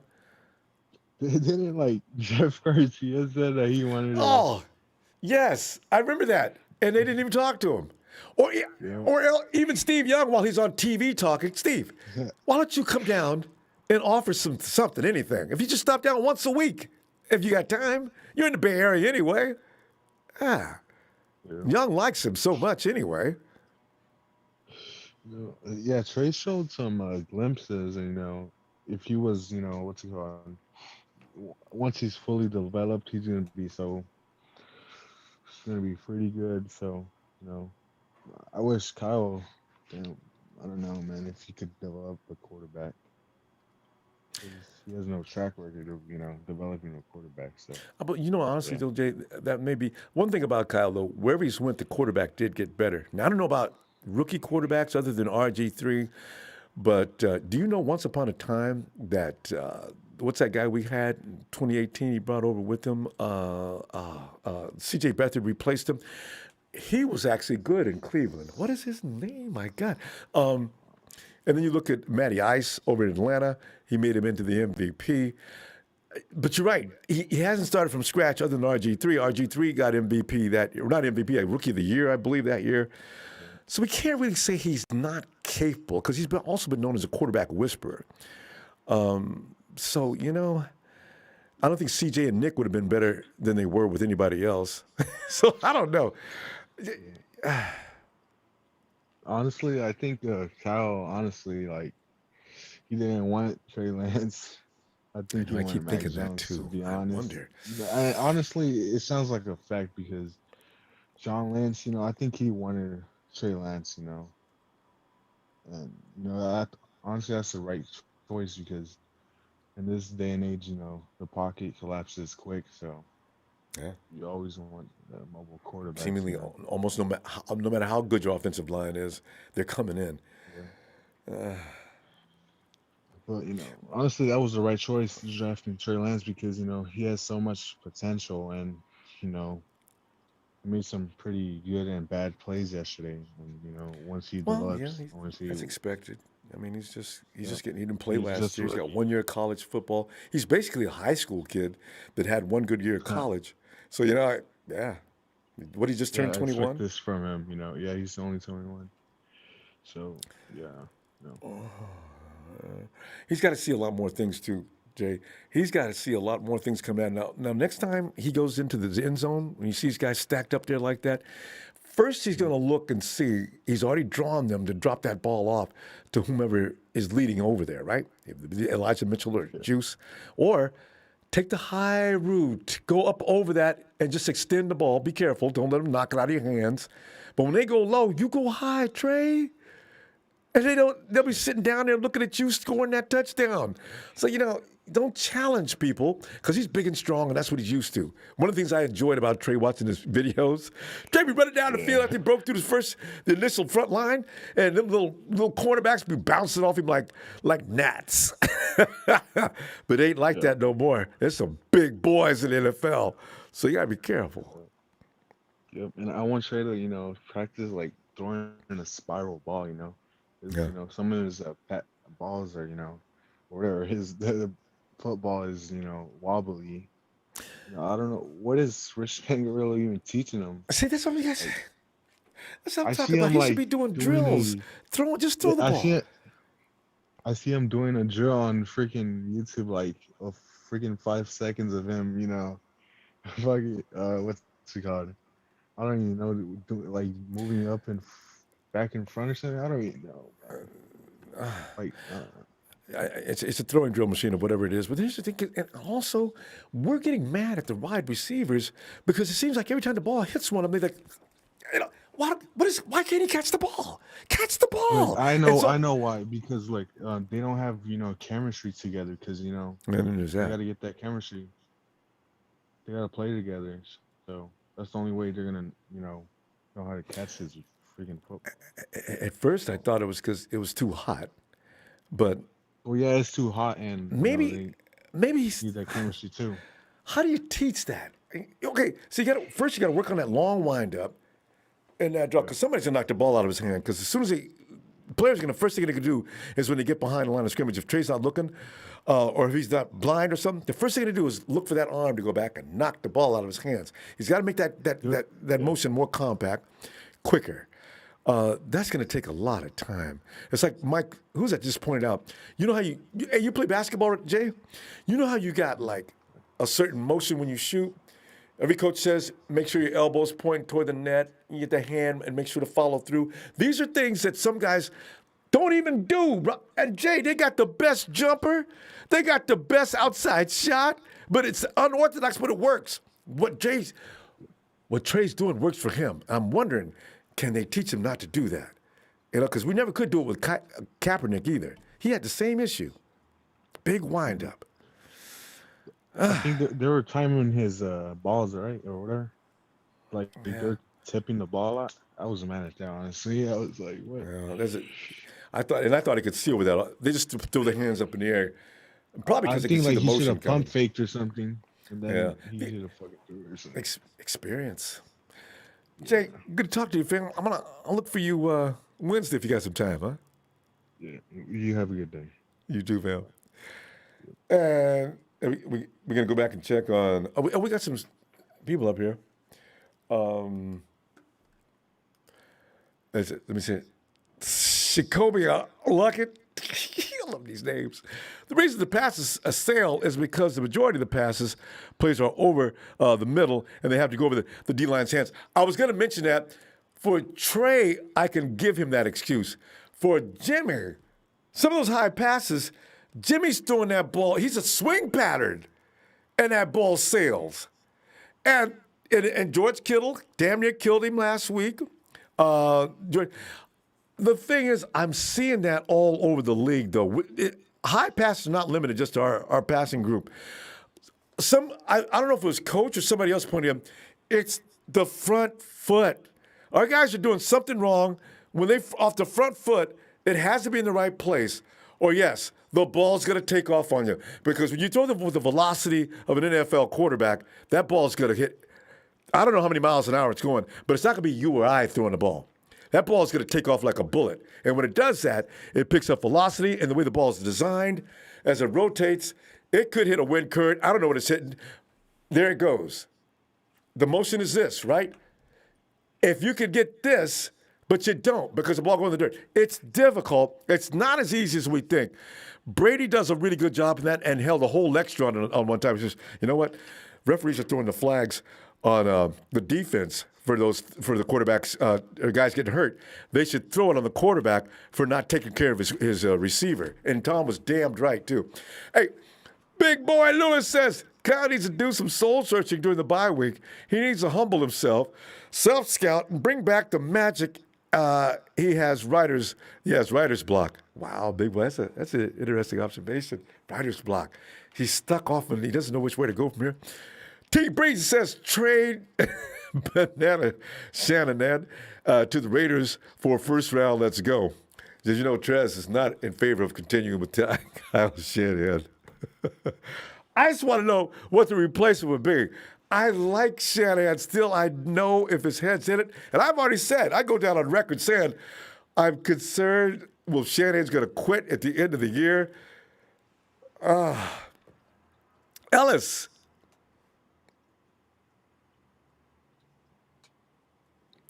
Yeah, Ellis will come back.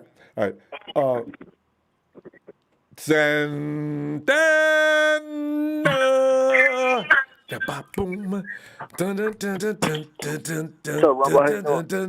Santana. Man, we're sitting here, man. We're checking out yesterday's game. Yesterday, we was tripping on a lot of things. But, you should read the article that Trey's laying up with a 2-week injury, man. I said, damn, And then you look back. Well, you can thank Kyle Shanahan for that, Ronbo. Yeah.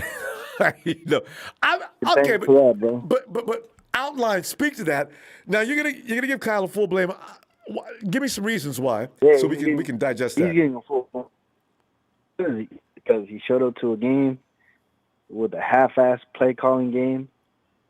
Stale, everything. He didn't run the ball, Ronbo. He had his quarterback run the ball. First play of the drive, you could have ran the ball. You could have done something. But now he put all he threw for 30 pass. He threw for 30 passes this Sunday. And he ran and Lance ran for 16, and our running backs combined ran for 9, I believe. See that? I knew it. I didn't look. I thought something like that. Dang. Are you serious, Ronbo? Like, come on, man. And not only that, man. The O line was like it was. The O line was not great. They were it was disjointed. Borderline bad. It didn't look good at all, did it? And flags? No, flags, and that didn't help. That didn't help Trey Lance at all.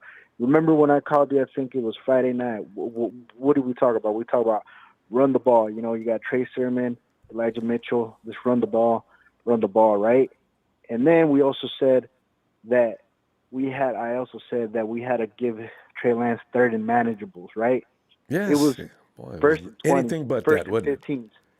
All night. First and third. All night. All day. Like, you know what I'm saying? Like, third and 19. We did nothing. Third and 24. Yes. Third and 16. Every time I looked up, but Trey was getting it though. He was getting the first downs. Okay, but I wish it wasn't this hard. We could have. Yeah, we could have won the game. Honestly, Ronbo, we could have definitely won the game if Kyle Shanahan would have been better. He would have managed the game better. We could have definitely won the game. You know, and obviously, you know, Trey Lance had some moments that he didn't look great. But he kept us in the game. You know, at the end of the day, he was working his ass off to keep us in the game, and he was trying to make plays. You know, he never gave up. And he never gave up. And you know, and that's promising for a kid, man. 21 years old. You know, when against one of the toughest teams in the NFL right now, and defense, and he carved them up a little bit. You know what I'm saying? Yeah. But you know, he walked away injured. I believe. You know. I mean, where was Trent Sherfield? Where was Brandon Ayuk? You know, where were those guys? You know, well, they made a couple of plays. We had a Travis Benjamin. Not enough. Travis Benjamin. You know what I'm saying? And I mean, I don't know what's going on with Kyle Shanahan, but everything about him right now is questionable. I don't know what he wants, man. Do you want Jimmy G? Do you want? I don't know. Really, like, I have no idea what he wants, man. And I believe, like, you know, I think forget about it, Mike. Or he said something about if Jimmy G would have played, I think, you know, the Cardinals would have feasted on Jimmy G. You know, and not to disrespect Jimmy G, but that's just the truth, man. That O line, if Jimmy G was sitting behind that O line, he would have just been, you know, sacked. You know what though, Santana? The run game would have been amped up about 30 notches, too. There wouldn't have been any sitting back. Jimmy would have been sitting in the shotgun. They'd have been handing the ball off. I think the plan was Elijah Mitchell was back. That was going to be Elijah Mitchell, Trey Sermon game. I don't know why Kyle didn't stick to that line of thinking. You know they have an aggressive front line, defensive line. You run the ball and set the pass up. A lot of times, and this is why... That's why I'm pretty sure Jimmy would have actually won. So the thing is, now you're going to run an offense that makes sense. You don't put all the pressure on the quarterback like that. And there were times when he was under pressure, pretty much carrying the whole offense. You can't do that. Run the ball. Ron, but you just said the game plan for Jimmy G, right? Why couldn't you put that game plan for Trey Lance? That's what It would have just made it a lot harder. On the defense, because now you have a mobile quarterback and don't know what to do. Now play action takes on a whole new thing because Elijah Mitchell was doing a job. Give him the ball. And now, as a defense is setting back, you know, we can't pin our ears back because he's going to run the ball. Now, Jimmy steps back. They got a pattern developed. Debo slant, boom, the ball's in his hands. You move things quickly with Jimmy, and Jimmy will move quickly most of the time. He'll get rid of that ball. But if you're going to sit there and wait for Chandler Jones and all-world J.J. Watt, you're dang right it's going to break down the play every time. But you know what the Cardinals would have done if Jimmy G was in the playing quarterback. They would have flooded the middle of the field and made and stopped the run and made him throw deep. No, they would have put the ball in Jimmy G's hands. And what happened? It's easier said than done, though, to stop the run, especially with Trent. I mean, with that defense, that Cardinals defense, front seven, Buda Baker in the backfield. I mean, I don't know, Ronbo. I mean, it's just. I mean, I'm just like right now. I'm just. Trey Lance came out of that game banged up, and and didn't have to. I think the only one to blame here is Kyle Shanahan for not planning correctly a good game plan for the kid, and because the run game was working. That's it, man. The run game was working, Santana. It was, exactly. I don't know why they went away from it, and I still don't understand when I think about it. Run the ball. You don't need to put that kind of stress on him. Well, now Kyle Shanahan's a good excuse not to sit Trey Lance and play Jimmy G. You know what I'm saying? But honestly, Ronbo, gonna be the plan anyway. I don't know, man. We're gonna find out though what happens next. It's disappointing, man. I know. We're still gonna win that game because the defense had the people stopped. So we're gonna run out of time. We've already ran out of time. All right, man, Ronbo. I'll see you midweek. Man. See you later. All right, man. Tobin Ernst says Kyle sent future franchises slaughter. No jet sweeps, no run. That's what I'm saying. He would have did that if Jimmy was in there. No bootlegs, terrible game plan. He planned better with CJ. That's what I'm saying. Jimmy's been in the same thing. Jimmy would have been running that same offense. Not at all. It would have been to the off. It would have been to Elijah Mitchell was looking good. Trey Sermon probably would have got more carries. I don't know what the mindset was doing what they were doing. There's a Memphis. Wait a minute. I don't know if Papa's in Memphis. Papa Dragon, are you in Memphis? Papa, Dr. Papa D-E-E-E-E. No, I am not in Memphis. And you sound proud not to be. No, Pop. I would be caught dead there. No, I'm in the suburb of Nashville. Oh, that's a famous name. All right. Yeah, it's the capital of it. Yeah. Music City. Grand Ole Ronbo, Opry. let's talk some football. Oh, go and jump on into it, Pop. You know what the content is about tonight. Address that stuff. Yeah. Well, after reviewing the tape, I can honestly say that Trey Lance had a very good rookie debut. Ronbo, did you know that 12 NFL rookie quarterbacks have started 10 games their rookie year and went to the playoffs, one of them being Robert Griffin III. However, what you saw was a very, very, I would like to call it, I don't trust nobody Friday Night Lights offense. This is a very common offense run in high schools where you have a quarterback who's the most talented player on the team and the offensive line can't block worth crap. So this season, offensive woes is not on Garoppolo. It's not on Trey Lance. It's on that offensive line. That right side is going to get somebody killed. Now, they got pressure 75% of the time with a four-man front. So what does that mean? Almost every drop back, Trey Lance had pressure. But because of his arm strength, he can deliver the ball deeper in the pocket than most. That's why they went with so many shotgun plays. To counter that, what they were doing, and Kyle Shanahan fell right into it, is that whenever they had the shotgun, you would hear Mark Sanchez says quarterback draw. Because Sanchez was finding little clues on how they were lining up with Juice to determine that, because Juice is the lead blocker on some of those particular blocks or those run plays. And you see him go in motion every time. Yep. So he was calling it from the TV screen. Now Mark Sanchez is no scientist. Okay, he's just as big of a meathead as Jimmy. The thing is, the DC down on the field was listening. Yeah. Right.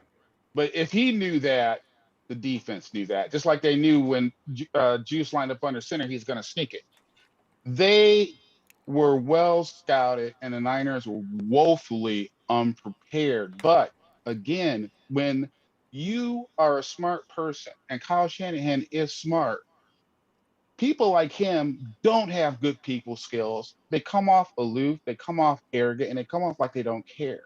But they are. The whole time he's at a press conference, Shanahan is probably thinking 50 million things about trying to answer some of these stupid questions that he gets. And he gets a lot Yeah, of softball questions, he except from does. Grant. Grant gives him some real questions. But this is what I would do to fix this whole situation. This situation can't be fixed this year. And Jimmy Garoppolo, it's not a surprise that he's hurt, but it's not because of Jimmy Garoppolo per se. Just like it's not a surprise that Trey Lance is hurt. I just told you that offensive line is going to get somebody killed. Even Trent Williams had problems blocking yesterday, and he should. He's against one of the best pass rushers in the league. Okay, and then you take Chandler Jones, you put him on McGlinchey. Is McGlinchey the best pass blocker in the league, Ronbo? Is he? It's a hypothetical, right? You can't be serious. Right. Exactly. So where Shanahan's problem is that he felt yesterday for some reason that his best run play was to draw up the field. Number two, people are criticizing this and criticizing that. The kid played his first game. And honestly, when you look at the tape, he put some good tape out there. He really did. But you know what? He didn't have any help. He was 83% of the 49ers offense. Isn't that a little bit much to put on a rookie?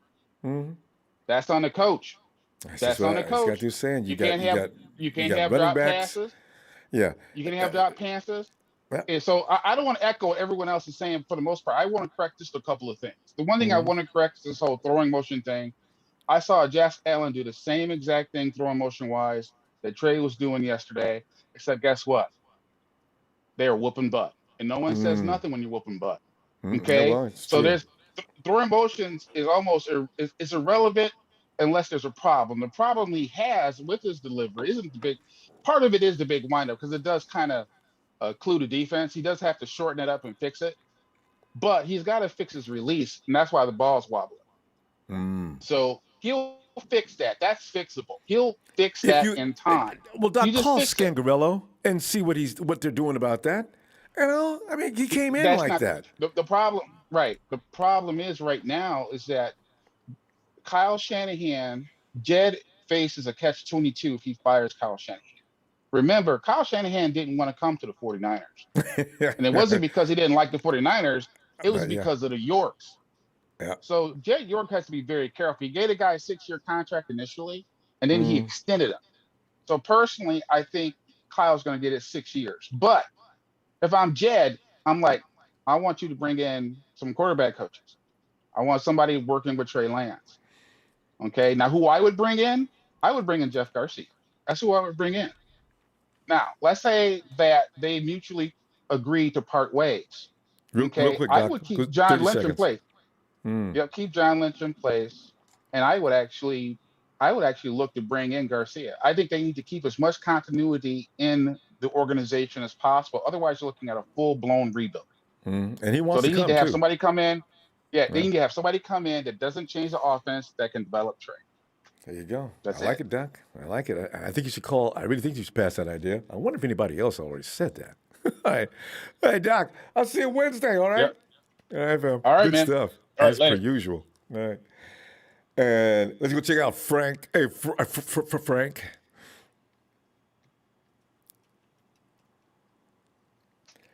Frank.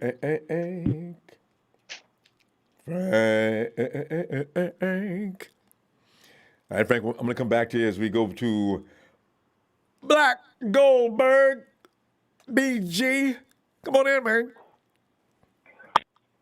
Yo, Ronbo was good with you. You know, if we could get some W's, I'm trying to remain upbeat. You know, I'm optimistic and, you know, keep smiling. We're 5 weeks into the season. We're 2-3. I wasn't expecting this. BG, I was expecting the worst we would probably be is 5-1. No. We had to lose the last 3 games by a heartbeat, and here we are. Fam, you know, we're pretty much all over the situation with since Trey got hurt, and probably wouldn't be talking about this if Trey wouldn't have got hurt. But now the emphasis shifts to, and the thinking's going to be, wait a minute, now why? Some of the things he did yesterday were suicidal anyway. Is there something that could be done about that, and why did that happen? What are you thinking? First off, I just want to give a shout out to the Empire because a lot of times you call in and it's like, it seems like everybody is pretty much done talked about what's need to be talked about. Yeah. It's like everybody making great points. Like yesterday, like Nana Mike was saying, it was a hard game to watch. Yeah. But at the same time, you gotta appreciate the player, in Trey. Like, he a tough player. Like, Yeah. and like I'm almost by any means necessary type of player, losing his helmet, still trying to inch for yards and things like that. Granted, he did some things that like you wish he didn't do. You like goddamn, now come on, we need you for the future. You finna be out the season. Some of the stuff you doing, but like for his game plan, everybody jumping on Shanahan. Like the biggest thing that I got and seen that seems like was like why weren't we not using our running back to run the ball more? Right. It didn't make any sense, and it just you try not to get on the negative train that's chewing right now on Shanahan about what's going on. It's like man, like damn, what's going on? It seems like it's some smoke out there in Santa Clara, and it's like damn, like you don't want to lose, Shanahan because of the potential that he has as being like a great coach and things like that. But it's like at the same time, it's like man, as a fan, it's like man, you losing us some games with some of the play calling you doing. We got personnel to do a lot of the stuff that needs to be done, and you not using them. You using our quarterback, which we'll find out today he got a sprained knee. It's like that could have been avoided. Like I don't understand. Yeah. I don't understand. Well, see, just like you said, I don't like. And like I was saying, first thing people do is go after Jimmy. Jimmy would have got brains beat out. I said, they would have ran the ball more with Jimmy. Jimmy would have been sitting back there waiting for J.J. and Chandler Jones to tee off on him. Kyle would have had that ball. Elijah Mitchell was doing well. But Ronbo, why though? Why didn't he do that for Trey? That's my question too. Why? Yeah, right. Mitchell's looking good. Give him the damn ball. He was doing really good, And you could have used Sermon more. You ain't got to wear Mitchell out. But make that defense work harder. No. Trey stands back there. He looks around. Now here goes RPO. I said, no. Or just a design run. No. And then when he did finally throw a pass, receivers like it's a hot potato. I said, what is going on with the pass again? What's wrong with your hands? I said, why do we, this game could be so much easier. So that's what Kyle probably just says. If ain't nobody gonna catch the ball, then damn, Trey. I mean, go ahead, run it. What you think, Ronbo, for this coaching conundrum we got with Shanahan? What you think about that? In fairness to him, though, I do believe that for some reason, and this is I could be wrong, but Kyle didn't decide. He thought he was going to still get Jimmy back for this game. What he should have done is start installing a game plan on Tuesday, whenever they get back in there, and go with Trey. Jimmy will be fine. If he comes in fighting, just tell him what to do. He already knows everything you've done. Just do that way. Don't have Trey out there guessing.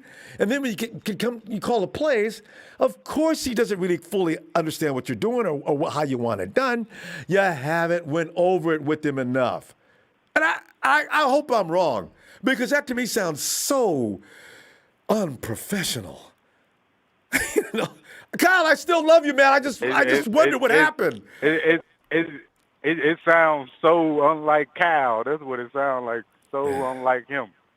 Like, man, I don't know, but like what Papa Dragon was saying, Nana Mike, the guy they got on yesterday that damn near was about to have a heart attack talking about running the fucking ball and all that. Like, man, it's like we got the personnel, the downsides that we thought that we was gonna have in the season for us with D'Amico Ryan. D'Amico's doing a good job, ain't he? Man. Yeah, he's doing a damn good job. It's like the offense it's like if you look at our offense, it's like we don't have no type of identity. It's like it's a lot of confusion.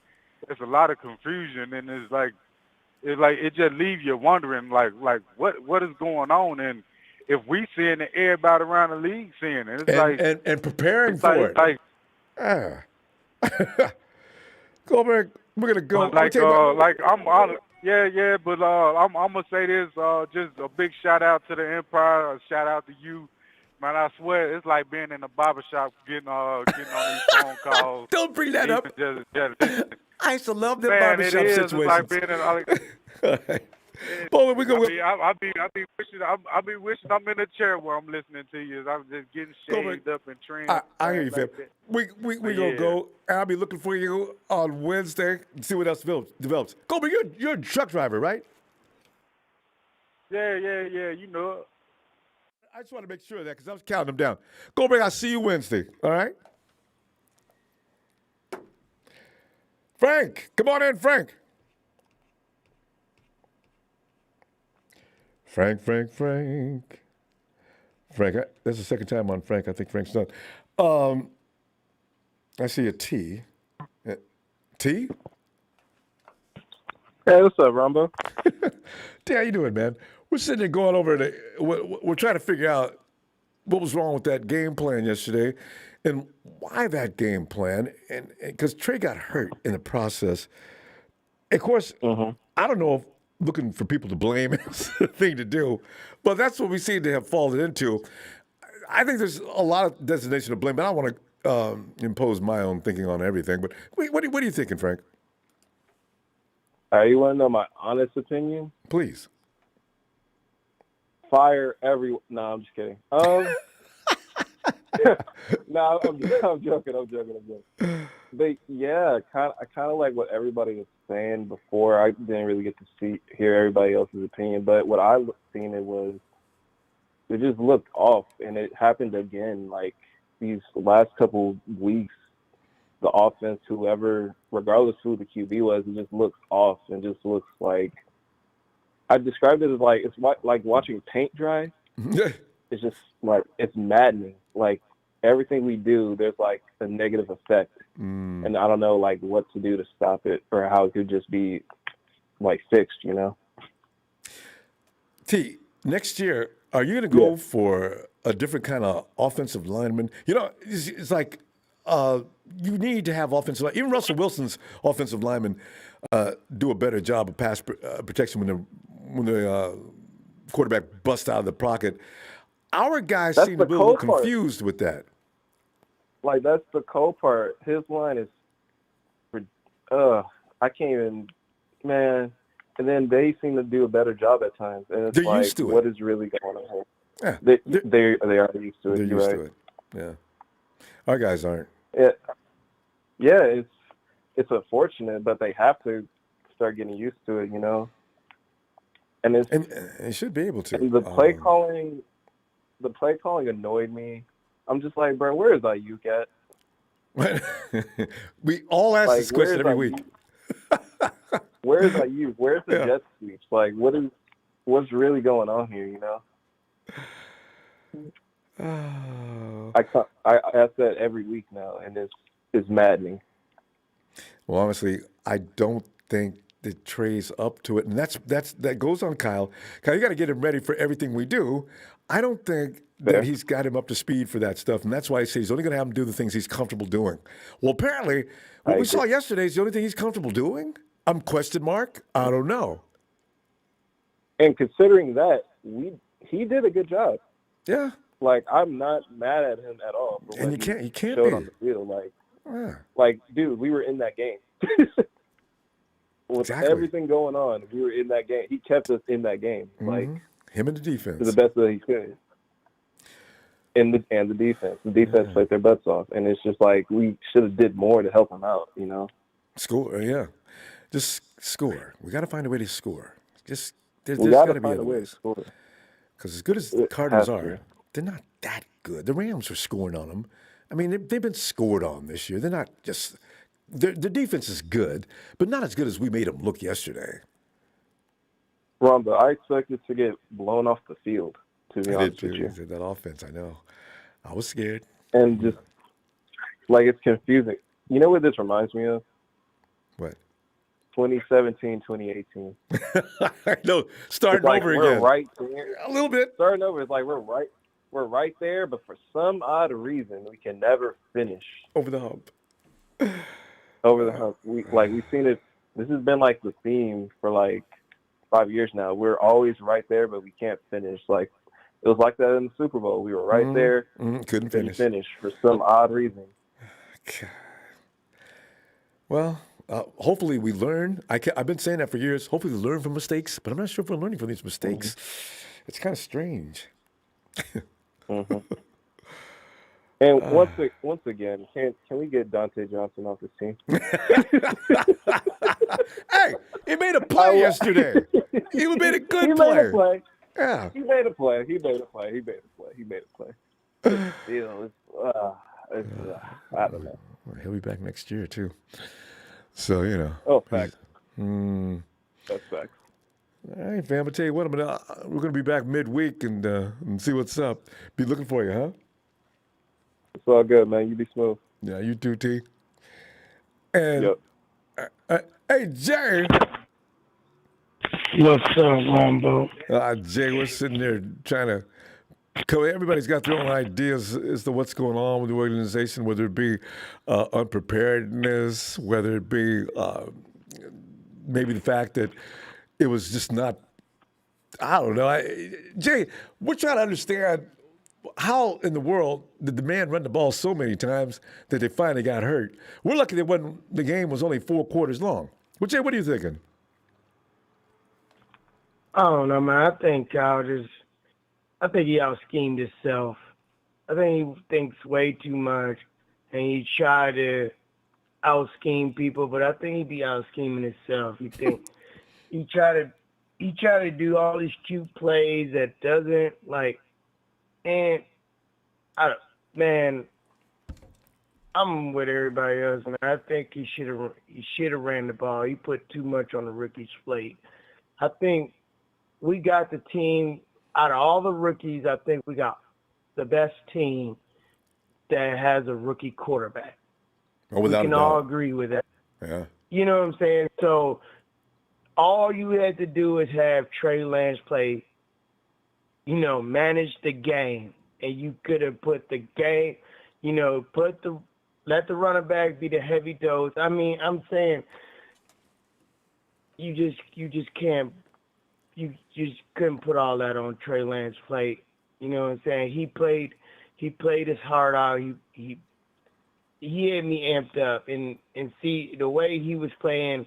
That's how the defense was able to play throughout the whole game. They didn't stay in the first half with 3 and outs. So if Kyle was just, I don't know. I think he just out-schemed himself. And I think if he just go back. Did you also notice, though, our receivers, everybody has to train differently for playing with Trey. Our receivers need to know when you see a quarterback in trouble, hustle your ass, get open, wave your arms, let him see you. All right, offensive linemen, you guys need to train a little bit with Trey. When he comes out of the pocket, don't start grabbing and holding people. You just get in front of the guy. Because he's going to get away.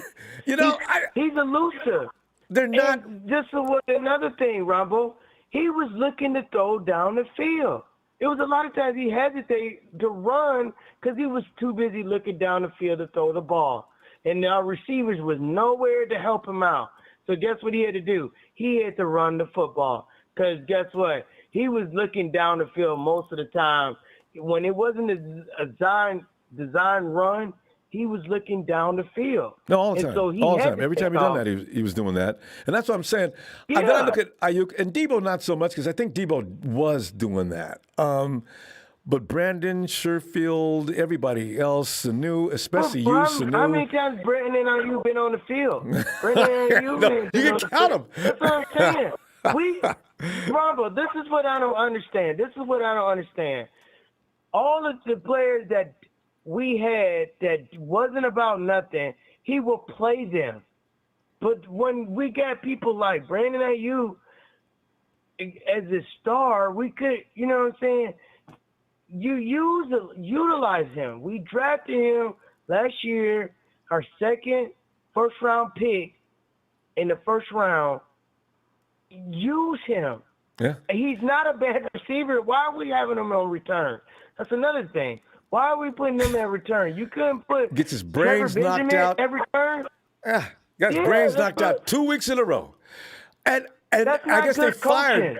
Cannon. Yeah. So I don't know. I really wish Jay, I don't know. I don't know either. And it's like every time we try to get a grasp on what Kyle's doing, it's a 180. It's a 180. Like, I really like Kyle Shanahan. I really do. But it's sometimes you're trying to figure out what this man doing. We don't have an identity on this team whatsoever. We got an identity on our defense, but we ain't got an identity on our offense. And we need Jay, to figure that out. Let me ask you this. Next week, are you going to put Juwan Jennings on the inactive list? Are you going to put Mohamed Sanu on there? Or heaven forbid, is Kyle going to finally put Ayuk on the inactive list? I need to see Jennings. That's what I'm saying. We don't know, Ronbo. We can't even answer that question because we don't know. We got a head coach is indecisive on what he wants to do as far as putting the players in for the success and the game plan.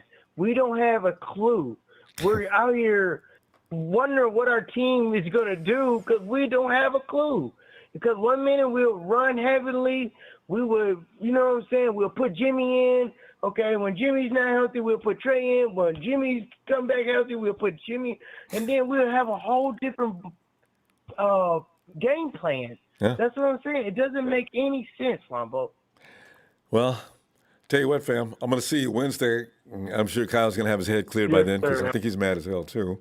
So, yeah, all right, fam. I'm super mad. You have a good night, Ronbo. All right, Jay. I appreciate what you. Back at you, fam. Night, Jay. Hey, Darius. Darius. All right, Darius. We're going to cut a little short because I'm running out of time here. But Darius, what are you thinking here? You've probably listened to a lot of subject matter tonight. What are you thinking? Yeah, I'm gonna stick with the wide receiver topic real quick because I think the Trey Lance topic has been covered enough. All right. Brandon Ayuk made one hell of a catch yesterday. That one-handed catch? Yeah, that was clutch. Left with his left hand. Mm-hmm. He catches it with Buda Baker wrapped around him. Then he breaks free and then runs for another 10, 15 yards. He's the second best wide receiver on our team. Mm-hmm. I see Travis Benjamin, Mohamed Sanu out there more than him. That's ridiculous. Brandon Ayuk last year, when it was just Brandon Ayuk, he was getting the number one corner on the other team. Mm-hmm. And we all know what he did last year. Mm-hmm. Why? I find it very hard to believe that he just falls off a cliff. I find it very hard to believe. He may have gotten worse, maybe, and I don't know. I don't think so. Okay, because to me he looks fine, and the two catches that I see him get a game, he seems fine. But it does. I agree. If he fell off, he's not. Okay, that pass that Mohamed Sanu dropped. Is Ike gonna drop that pass? No, he's not. Mm-hmm. All right, he's not dropping that pass. He's getting less opportunities than these guys for whatever reason. I don't know why. It's frustrating because he's the second best receiver in our team. Mm-hmm. And Kyle Shanahan needs to start acting like it. And Because it's getting ridiculous. Kyle gives you no idea as to what his problem with Ayuk is. You notice that? I don't know what the problem is. I don't get it either. I know, yeah. I don't know what the problem is. It's just something like Kyle. What was Kyle's excuse in the beginning? He wasn't something with his groin at first, right? Yeah, he had an injury, right? He's working through an injury. Yeah, okay. Is he still working through an injury? It's week 5. It's week 5. Huh. It's week 5, Kyle. It's week 5. He should not be getting less targets again than Mohamed Sanu. It makes no sense. You don't spend a first round draft pick on a guy that you're going to waste. It doesn't make any sense because because last year he was arguably the second best rookie wide receiver.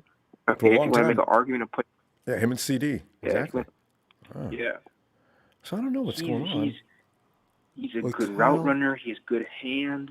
I saw him, that catch he made on his first catch, that tight window that Trey threw him the ball to. That was a beautiful catch. I mean, like, the guy has hands. The guy's a good route runner. His obviously his wingspan is crazy. I mean, he's a clear-cut wide receiver too, and many people thought he was going to be the wide receiver 1 this year. Yes, so, I thought he was. I'd already assumed it. I said, Debo's going to be a bad boy. Eddie, we know he's going to be, but Ayuk's going to be that dude. Yeah. Fam, we're going to go because I'm running out of time. I'm going to see if we can get a few more people in here. But Darius, good stuff, man. I'll see you tomorrow, all right? Or Wednesday. All right, man. All right. Yeah. Thank you. Have a nice day.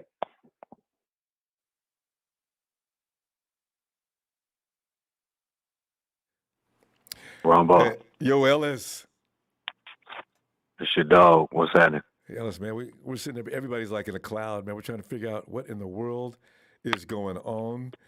Why is Trey, the report says he's hurt. Is he hurt?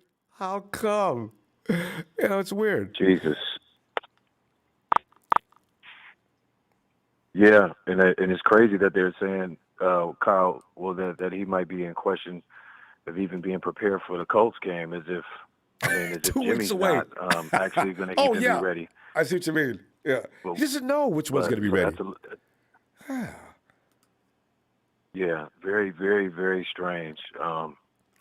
I think whatever it is, though, he'll be fine and he'll be ready to go. I don't think he'll sit out, but depending on how bad, the injury is, you know what I mean. If it's a lingering, then he might be out a little while. But that's just crazy. Pretty just overall disappointed, man. There's a couple of different things I think we all are pissed off about. A lot of them have to do with Kyle. That 4th and 1, doing the shit with Kyle Juszczyk, as if he hasn't done that 6 times and nobody knows that that's what the hell he's going to do. There's all that outside on the left and right side of it's only 1 yard. Why not do an end around? That's the time you do the end around, Kyle. That's the time you do the end around. Give it to Debo. Let him run out there and just push his body through the one single yard that he needs. And how are we, getting all these 3rd and 4th and goals and we can't punch it in? It's play calling. I know some of it, is execution, but it's the play calling. You know what I mean? And I don't know what the hell he's doing. He's completely just. He is his own Achilles heel, man. If I ever seen anybody who was about self-inflicting wounds or who was about serving themselves up, Kyle's one of them. You know what I mean?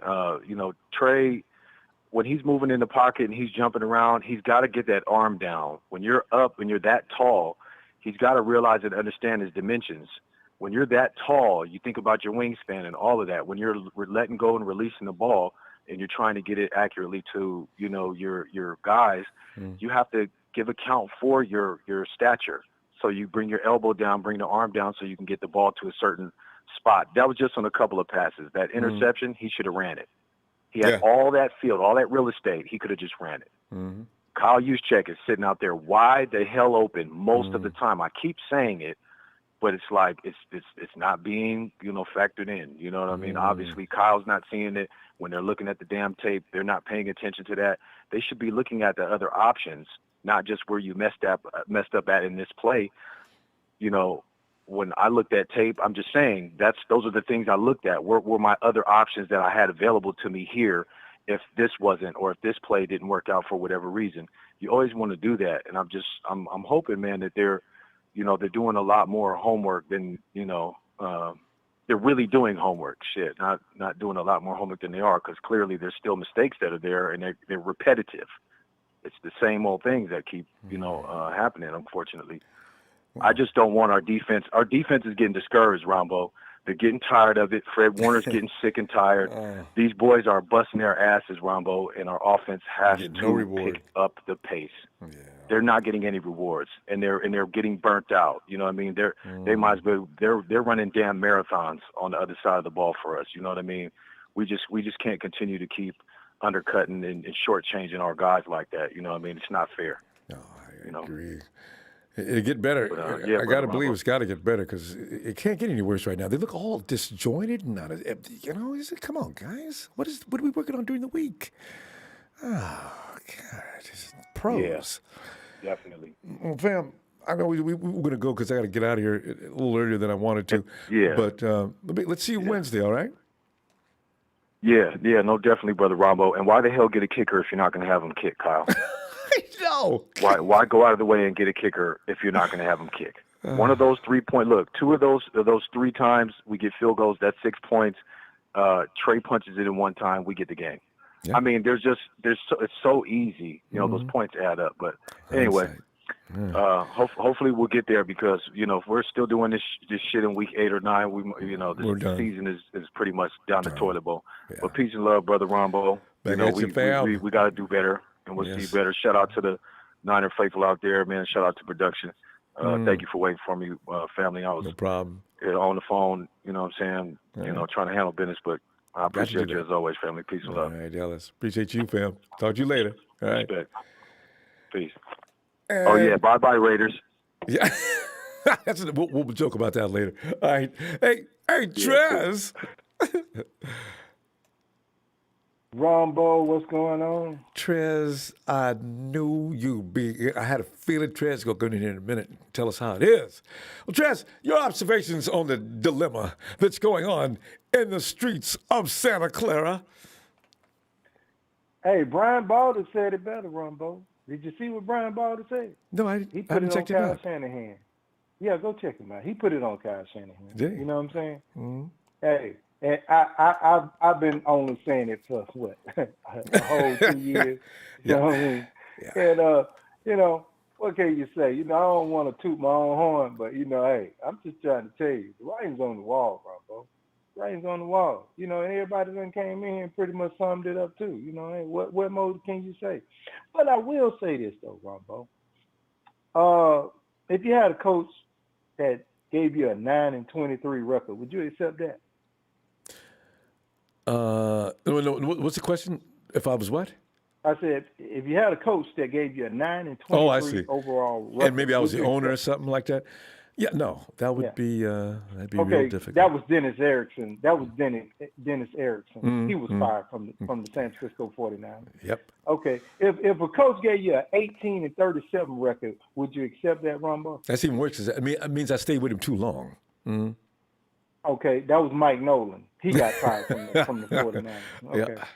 All right. And if a coach gave you 18-22, would you fire him? I might think about him. 18-22. Okay. Yeah.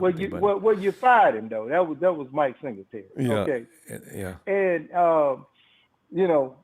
we can go down the list again. Chip Kelly, 2-14. Jim Tomsula, 5-11. All fired, Ronbo. Mm-hmm. So why would you sit here and settle for 31-39 at this particular time, Ronbo? I don't understand that. That's a lot of games. What is it about Kyle Shanahan that you all like?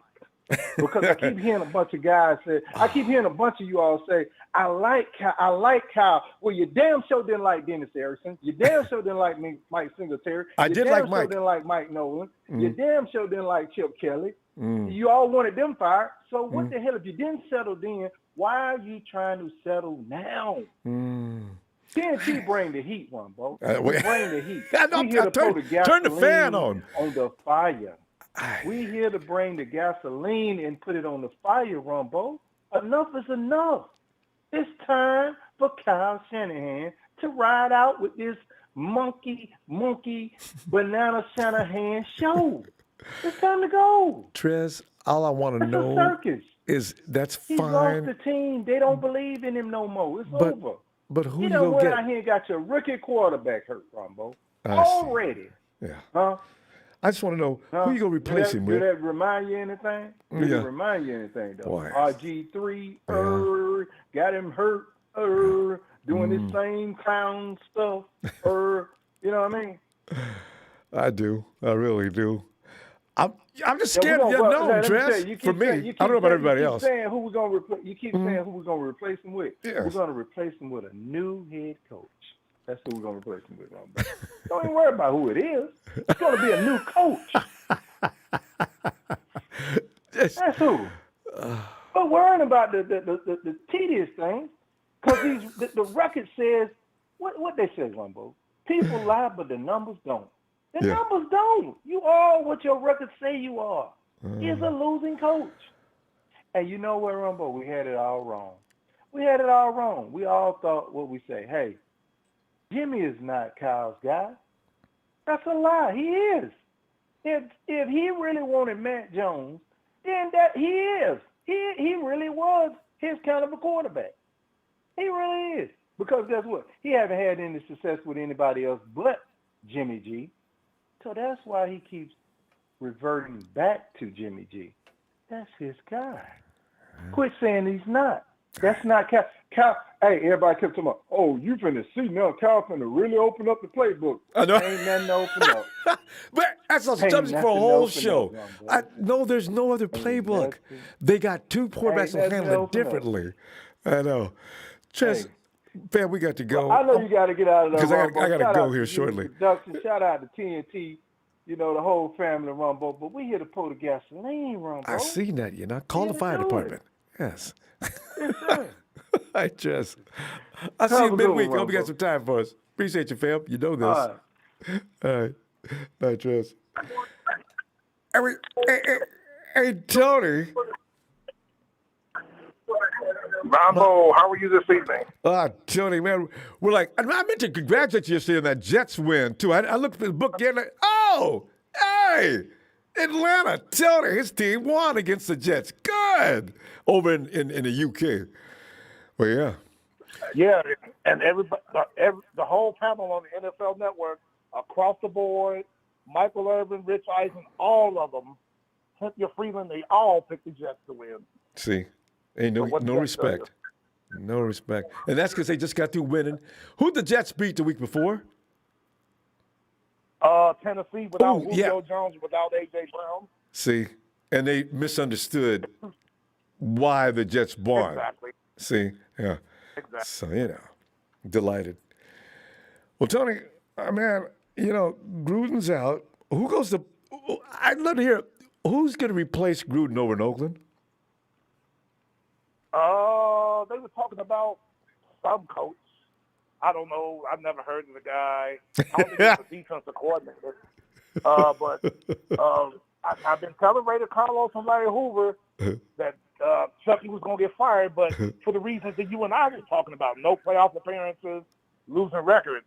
I didn't know about all this other crap he was doing. Mm-hmm. See. I guess he was sending emails talking about the commissioner, about DeMore Smith. Oh. I don't want to get into that political stuff. No, I don't either. But you know what? As soon as Goodell saw his name on there, give me the phone, please. Yeah. No, that's me. How you doing? Yeah. Listen, Mark, you know why I'm calling, right? Yeah, I'm already on it. Okay. Well, as long as we understand each other. And that's probably all they said to each other, too. Because now he becomes a PR nightmare for the entire NFL. You're not going to keep him in there after he got said and did what he did. And he didn't hit one group. He hit multiple groups because they kept sending him one email after another. You know what I want to know, though, Tony? Who set Gruden up? Who went after him in the first place? This is not new news. That's old news. Who uncovered that stuff? I know they said the New York Times published it or something. They brought it out. So the New York Times did. But Ronbo, he had to have been doing this, he said 7 years ago. Yeah. He was working for ESPN then. Right? Doing Thursday night? They feel bad, too, with egg on their face. Yeah. That's really perplexing. Never know sometimes. Yeah. Well, it's unfortunate because no more football, period. On the air, on the field. Yeah, he won't get hired for another job nowhere. He's like Pete Rose in baseball, Rose could never have anything more to do with baseball behind gambling.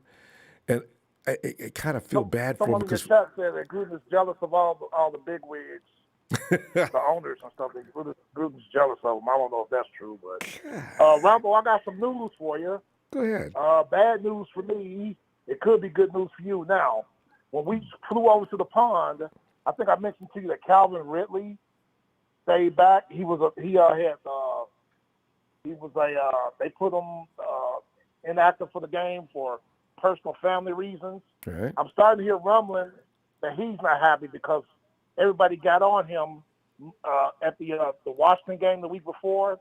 He had 7 catches for 80 yards, but he had 6 drops. And, the Falcons fan base is retarded anyway. Everybody got on him, so he may be into his feelings. You remember how Julio wanted out? Yeah. He's from Alabama. Yeah. He wants out, so you might want to talk to the 49ers about trying to get him. Calvin Ridley's a great player, man. Great player. And I know Kyle would love him because Kyle loves guys who can run routes. And Calvin Ridley, that dude can run route. We'll see because he might not be happy in Atlanta, but I haven't heard nothing from him. Yeah. But those are the rumblings that I'm hearing. That'll pass. You'll watch and see. That'll pass, and Ridley will stay in Atlanta. They cannot afford to get rid of Ridley. That's too much. He had a day. Get over it. Move on to the next game. That's what he's going to do. Yeah. So, Tony, I got to cut a little short today. Let me see you Wednesday. Love talking to you. You know this. I'll see you then, okay? Yes, sir. All right. Yes, sir. I'll talk to you Wednesday. All right, no way to Cardinals. All right, Tony. Hey, Tony, you too. Emilio. What's happening? Emilio, I wish I knew, man. We was talking yesterday, but we didn't know we was gonna wake up and hear Trey was like hurt. What? Really? Hey, you didn't look like it. No, I mean, I think it was just more him running. He got hit. He's just a little sore. And, you can't blame it on Shanahan, but at the same time, you got to look at what was going on. The line wasn't holding, wasn't blocking good enough. And when they were holding. So what is Trey supposed to do? Get sacked and get hurt more? I mean, I can't get mad. Trey did what he could, and he was limited. And, when he was throwing the ball, the receivers weren't catching the ball. So you can't fully blame it on him. And some of them, what Shanahan, dumb play calling with that one with juice check and trying to do certain going it on fourth when you shouldn't have. Or, like I said yesterday, you're trying to keep game close because it's the Cardinals. Cardinals been putting up 30-plus points on every team they play but us. So what do you think Shanahan is going to try to do? Try to keep it close. So you can agree with it, disagree with it, and, you got to really realize who we were playing. We weren't playing no rinky-dinky team and trying to, we're playing bad. No, we played the best as we could. But we were, like I said, line wasn't blocking. Receivers weren't catching the ball. So, Trey was trying to do his best. He tried. There's plays left out there. Some bad calls by Shanahan. Trey was just trying to do his best he could. That's the bottom line with that game. Yeah, we're gonna have to do. The thing is, we can't see that same situation next time Trey shows up. No, he can show up at any time. We can't. But at the same time, you got to have receivers catch the ball. There's other things too. You've dropped the ball. But I mean, you got to think about about a game plan too. For the Don't most. Have him out there running that ball 16 times, even if some of it is him. No, get them running backs involved. I agree with that. I agree with that. No, I agree with that. If you're gonna have to run the ball with Ronbo. That's right. So I agree with that. But like I said, he's trying to do it the best he can. It's his first game. He's trying to win the game himself. He doesn't realize yet he's still a rookie. That it's not just about you, dude. You got other players on it. But like I said, when he tried to throw it, what was going on? Players were dropping the ball. So, like I said, he was trying his best. He tried. I'm not knocking Trey yet. It's his first game. He's supposed to be the replacement. He still needs more time to shine. It's just one game. Maybe how long do you think it's going to be, though, before we finally see he's raw. He's a little rough around the edges. There's certain things that need a lot of work on. How long do you think before we start to see that player that everybody believes is potentially going to be a star? Can you predict that now? Do you see it like in You 3, 4 can. weeks? You have to. You can give him at least 2 more. You have to play him from here on in. You can't go back to Jimmy at the Colts and then expect, oh, he gets hurt again, try him again. No, from here on in, we kind of have to go. We have to go with Trey. We have to. If you want this man to succeed and get better, and become a future Hall of Fame quarterback or a starting quarterback, he has to start. Hall of Fame already. You can't just. I mean, I'm just saying he can be that, but he's just at the point. You have to let him play. You have to. The only way he's going to get better is reps. The only way he gets better is letting him play games. That's the only way he's going to get better. You can't go back to Jimmy and say, you know what, Trey, sit down. You're not ready. We're going back with Jimmy, and then you come back and you go back to Trey. It's not going to work. You have to start Trey from here on in. One thing that's going to be Jimmy had his time. Yeah. A lot of fans are entertaining that same thought. I do wonder, though, if Kyle Shanahan, one thing we do know for sure, Shanahan does not want to start any rookie, even if it's own. Clearly, that's what he wants. You can see now. More so, I even see it more so now than I did at the beginning of the season. Because he like a few callers said, I forgot who it was, said, he's willing to ride and die with Jimmy because he's one with Jimmy. You know, that's his, he feel like that's his guy. But dude, you're going to lose your job over that guy. And you keep this up and you're not winning. And Jimmy, let's say you go back to Jimmy and doesn't get to the playoffs, people are going to want his head. People want his head now. So what do you think people are going to want if you don't start? At least if he starts Trey, you can say, well, he was a rookie. Give him another year or so, and then if it doesn't work out, bye, Shanahan. On to the next. It's not his style, Emilio. It's killing him now. You can see it on his face on the sideline. But that's what I'm saying. Work harder in the workouts during practice when you can teach him things, and teach him. You know, because a lot of it's not anything to do with the game. It's what he's doing, the mechanics, the looks, and some of those passes were hard to handle. Some of that is on him. So they got to work on these things while they can. So, we'll see. So like I said, you want Trey to become better. You have to let him start. You have to let him play. No. You get that straight in practice first, though. This way, when you do go out in the field, you don't feel like, oh, my God, what happened? You should be able – don't ask that question. You've had him all week long. Get that stuff ironed out, I just realized. Like I said, at the same time, he needs to play. He needs to play Ronbo. Okay? You got some of these quarterbacks that are playing now started as rookies. You got Josh Allen, even Cam Newton played as a rookie. There's a few others. Not all have mechanical issues. We gotta go though, fam. Yeah, okay. I'm gonna see you Wednesday. All right. I was gonna tell you who we can use to replace Shanahan. Real quick, hurry. I was thinking the offensive coordinator. I think it's Eric Benini. The offensive coordinator for the all right. Emilio, gotta go, fam, because I gotta get up. I got 15 minutes. All right, fam. All right. I'll see you for Wednesday. It's all good. All right. Yeah, it's all right. Hey, Frank.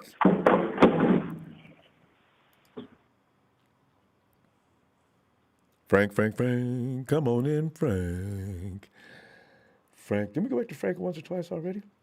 All right. Well, who is this? Is that you, Frank? It's Frank. Yeah. Yeah. Frank, go ahead. Make it short and sweet because I'm running out of time. I didn't realize my clock was running out. Trey, shout out to Trey, man. He done hit everything on target, man. Ain't really much to say. He came with the facts and with the numbers, man. What I say? Numbers. That's true. One winning record. I didn't even know what all you can speak for. What I remember, what I basically touched on back what I said last night is, you got to update your resume, man. What have you done for me lately, man? Oh, I know. But, it's probably not that cut and dry. He tried so hard to get him, Frank. I think that's why. And we went to a Super Bowl with him. I think Jed's looking at the whole situation and saying, well, I don't know if I can blame my coach. I just, maybe that's what he's thinking. But I can't imagine him firing him this year. If we have a losing record, Ronbo, I agree. I mean, what what can you do? You know what I'm saying? Like right now, it don't look too good. I mean, you can turn it around, but the way it's looking, man, he just look. You see his press conference? How he just be talking after the game, man. Just look at his face. He's mad as Like, hell. Obviously, he just looks so good, man. So I mean, I don't know, man. I don't know. I'm trying to, hold on and hopefully something good come out of it. But look, our rookie quarterback, man, hurt already, man. I know, Like, come on, man. He shouldn't be running like that, man. He running more than he passing. Like, come on, man. That's crazy, man. You got that man that hurt his knee. He out for 1 to 2 weeks. Like, 2 weeks. come Well, on, they're man. estimating 2 weeks. You know what, though? Whenever they make these estimations, seems like 3 out of 4 times they're wrong. So Trey may be gone longer than that. He says, it's a minor injury, Yeah, so I don't know. I guess we got to rest up, man. So and see what happened, man. We got the Colts and Colts, Chicago, and then Arizona, I think. Yeah. So we see how these next 3 weeks go, man. I mean, there's one game at a time. So just rest up, get ready for the Colts, and take it from there, man. It is going to get crazy, though. If the 49ers lose to the Colts are kind of average. They 1-3. Yeah, there's going to be some rumbling. Ooh, there's going to be some rumbling. So we got some people coming back, though, that might be able to make sure that we don't lose that game, actually. Jimmy be back. Kittle should. George can't come out until the week after the.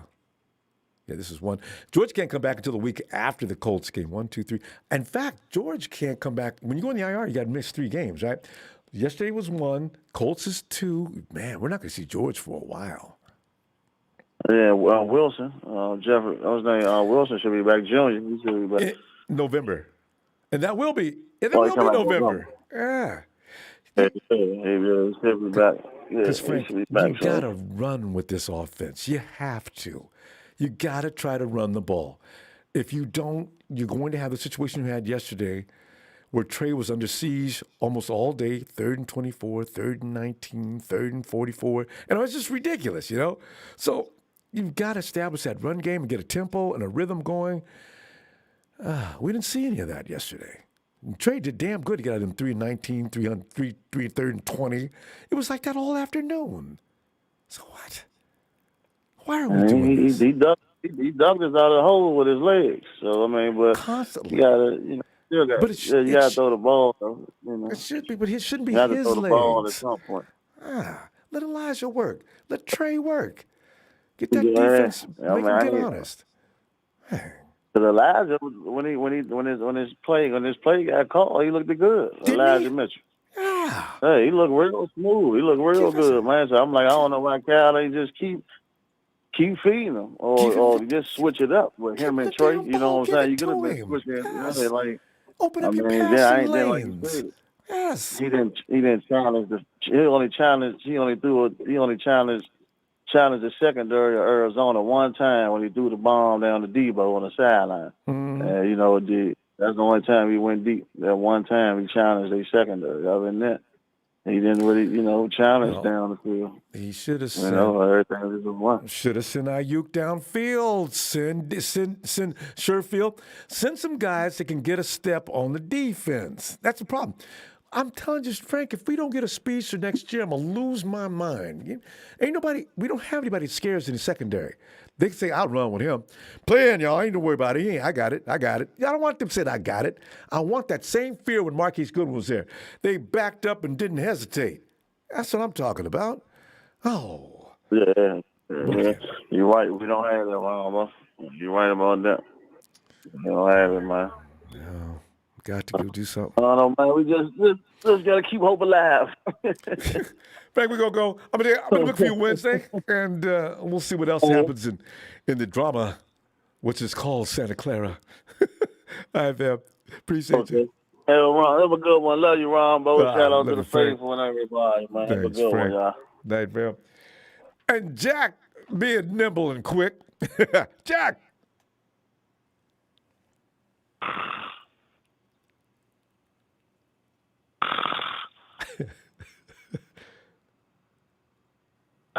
Jack is back. I knew you was playing.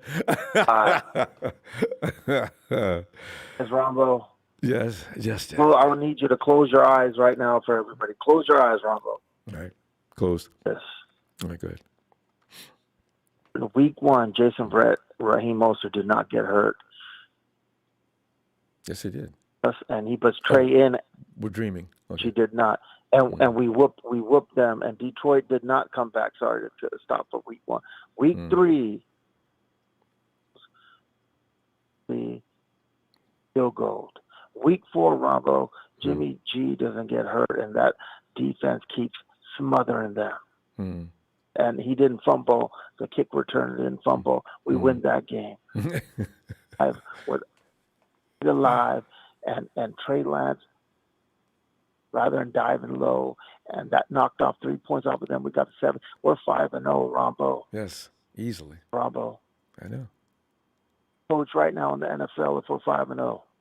I know. We're sitting on top of the heap, getting all kind of respect from other people. We're not getting any now. Man, Trez, because if we get humiliated by the Indianapolis Colts like Deontay Wilder did against Tyson Fury, then I'm jumping on the banana Shanna wagon. No, he knows he's going to be in trouble because you better not lose. If you lose to that team, it better be for a good reason. They better be playing some hella good football, and that better be a big score too. It better be like 41-40. Otherwise, it's inexcusable. Has been waiting for this game. Do not let us lose a Defoe. I'm still pissed off on that fact. And we got everybody, but if you got old lines in football at the run game, everybody's wrapped everything up. There's no point of talking about that. So shout out to NBC Sports, as I was the first one as a second caller yesterday, pointing this out, that our Eric Armstead was held twice. And they clearly showed that. They didn't talk in the end zone. That was a safety twice. They only talked about the second one, then they put it to the 1 yard line, even though it was 1 yard line, it was in the end. But the one before that, they clearly showed that, but didn't talk about it, which I pointed out on your radio show. And shout out to NBC Sports for pointing that out, and because they're listening in and saying what Jack's talking about on Ronbo Sports. But yeah, man, it could have been 5-0, we could have been 4-1. You don't know, man. But it should not be 2-3. That these boys get good rest, and he figures out something, because I swear to God, Defoe and the Colts, we going on a banana Shanna wagon. Who won that game? Indy did win, right? Tell me, I saw it go to overtime and I shut it off. It went to overtime? I'm going to watch it tomorrow when I win. I came in over there to set up, and it was like 7-3, Indy. Okay. Overtime. They came back and tied it up. So I'm going to watch that when I wake up or whatever. Yeah. Well, Jack, you go ahead and get some rest because I got to take off. And you have a wonderful evening, and then Jack, you know what? This team could have got 5. Could have been there, guys, but these injuries have been playing a factor. All right. Good night, Ronbo, and good night, everybody. All right. Night, Jack. Might see me on NBC because I'm going to the goddamn game in London. All right. All right, Jack. Talk to you in a bit. All right. Love. Did he miss the game? Okay. Did Jack miss that game? They played it already. The Jets versus the Falcons. Okay. Hey, Lee. Yo, what's up, Ronbo? Lee, man, we're sitting here. And Lee, I know you've got your own diagnosis of what the issue is. You know, I don't think anybody would have thought a lot of it. But then we seen that poor Trey's out with a knee injury. Oh, he's played one game as a starter, and we come out injured. Lee, what is your assessment of what's going on? People are just dating blame already, of course, as they have been, and blaming Kyle Shanahan. My only concern is, do you think Trey has learned as much as he should have at this point? Well, that's the thing, Ron, but he was the biggest project coming out of the draft out of all these top quarterbacks, you know what I mean? Yeah. And I think Kyle, that's a big reason why Kyle didn't want to start him early. That's why he was persisting with Jimmy. And when he lost Jimmy, he didn't really want to be forced to bring in Trey this early. I feel like there's a lot that he still thinks Trey has to learn, and that's why you've seen that game plan he put out the other day. I told you it was going to be vanilla play calling. I told you that he wasn't going to overcomplicate it and make it easy for the kid. But that's the thing, Robert. He didn't make it easy for him. And the reason he didn't make it easy for him is because he had him going out there, quarterback sweeps, quarterback powers. Like, you got Debo, you got Sermon, you got Mitchell. And this is where he effed up, Ronbo. He should have used – he didn't need Trey running the ball that much. And look, he got him injured. That was the last thing I wanted to see. And I was watching the game, and I was like, why is he running him so much? He's going to get hurt. This is RG5. Mm-hmm. Do we want RG3? Exactly, right? And that's where he effed up, Robert. Sometimes he I think he thinks about things, but he overthinks things. And he was trying to make it easy on the kid, but he sort of made it harder because he forced the kid to carry the game and play, be the running back and the quarterback. Like, Mitchell was playing well that first half. I don't know why he went away from it. I don't know why he didn't bring Debo to the game. Did you see when Debo got the ball late, Ronbo? Oh, touchdown. Touchdown, exactly. Yeah. And I know a lot of fans are screaming about Kyle, the last day, and I can't say they're wrong, because that's where he stuffed up. Ronbo was forcing the kid to run the ball that many times. Like, I know he did that in college. Like, I think his last game, Ronbo, he ran the ball 18 times, and other games he ran 30 times. But you can't do that in the NFL. I think the 90 Love to Hate said it the other day. He's not going to be able to do what he replicated in college. Players are bigger, faster, stronger. You can't do that to guys like Buda Baker, J.J. Watt, Chandler Jones. You can't run over the top of those kind of guys. You know what I mean? Oh, yeah. And you got to protect your quarterback, And hearing that he got injured, I think today, I was just like, man, it's exactly what looked like was going to happen, when you run into the ball that much times with, your quarterback. Mm. And he would have never done that with Jimmy. We know he, different skill set, but still, man, it's but he a still rookie. would You have got ran to a make full, it easy on him. complete offensive play. A book. I mean, you run the ball. You do some sweeps. You do some screens. Well, none of that. I say, God, we're not running any kind of. That's why everybody says, "Well, Jimmy been in there. Jimmy been in there." It would have been a different game. I don't know if he wins or not, but it would have been a different game. It wouldn't have been just sit back and watch Chandler Jones and J.J. Watt come charging in to see if they could grab. No, of course they're going to do that, because we're not doing anything else. And I said, The only thing run the that ball, tells me, Kyle. Ronbo, that Cole did that was because he's not confident in Trey. Oh, yeah. That's what I figured. He's not confident in sitting back in the pocket and throwing the ball. But still, he shouldn't have done what he did to him. Like, how many times he made him run the ball? Like, that was suicidal, I thought. But going back to it, so what, Trey's going to be out, for a week or two, Ronbo? Is that right? Yeah, Kyle said, first they said 2 weeks, and they're thinking maybe 1. But they said the same thing about his finger. That healed up kind of fast, so we'll see.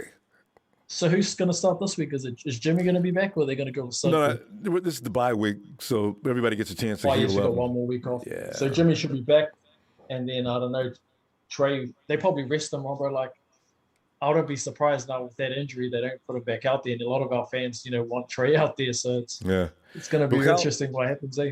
That's good. It is going to be funny. But Kyle's already announced Jimmy's going to be back as soon as the bye week anyway. He said that before this game even started yesterday. You're right. He does not want to put Trey out on the field right now. He just doesn't want to do it. And that's why it looked like yesterday, well, Kyle, we understand you don't want him to play, but, Jesus, don't get him killed. That's my biggest thing is just don't get him, don't put him out there to get hurt, and don't put him in that situation, especially his first game was his debut. But I know a lot of people were saying, he didn't want Trey. I don't get that. Like I said to you yesterday, no way they give up all that for a guy that Kyle's not sold on. You know what I mean? I know. The other thing, I think Kyle just wants him ready. That's the thing, Ron. But he wants him ready. He doesn't want to throw him out there. Doesn't use this part of the playbook. I think it embarrasses him. Julie, we're gonna have to go because I've got to go. But I'll see you. Wednesday. You got time? All right. No worries, Ronbo. Thank you. Shout out to you. All right, Lee. Tonight. Thank you. Thank you.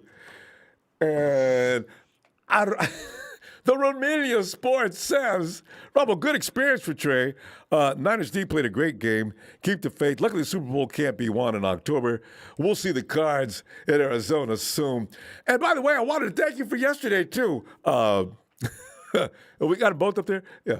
The Romania gave us something before we left. And the big show Can't you make a PSA for callers to clear their throats and change smoke alarms before they call in? Big Show has spoken. And then what else we got here? Hey, Jason.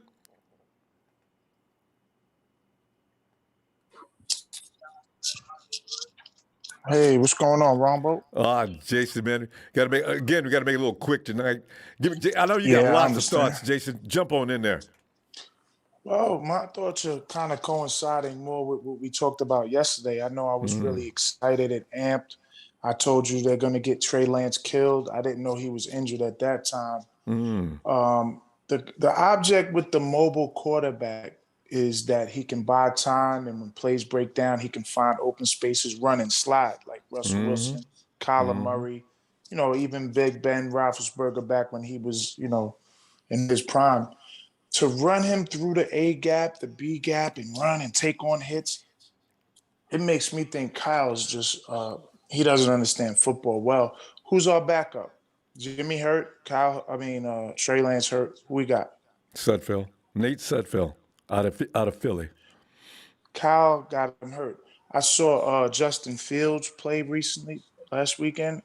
They're playing to his strengths, roll out passes, come from up under the center. Shotgun is for, I don't know if you remember this, Rombo. You're old as me, so you remember Dan Marino. The shotgun was what kind of extended his career.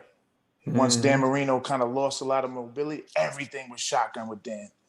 But if you're a mobile quarterback, you don't need to even be in a shotgun all day. Right. Kyle, Understand Kyle he is a byproduct of nepotism, like Marcus Vick. Anybody remember him?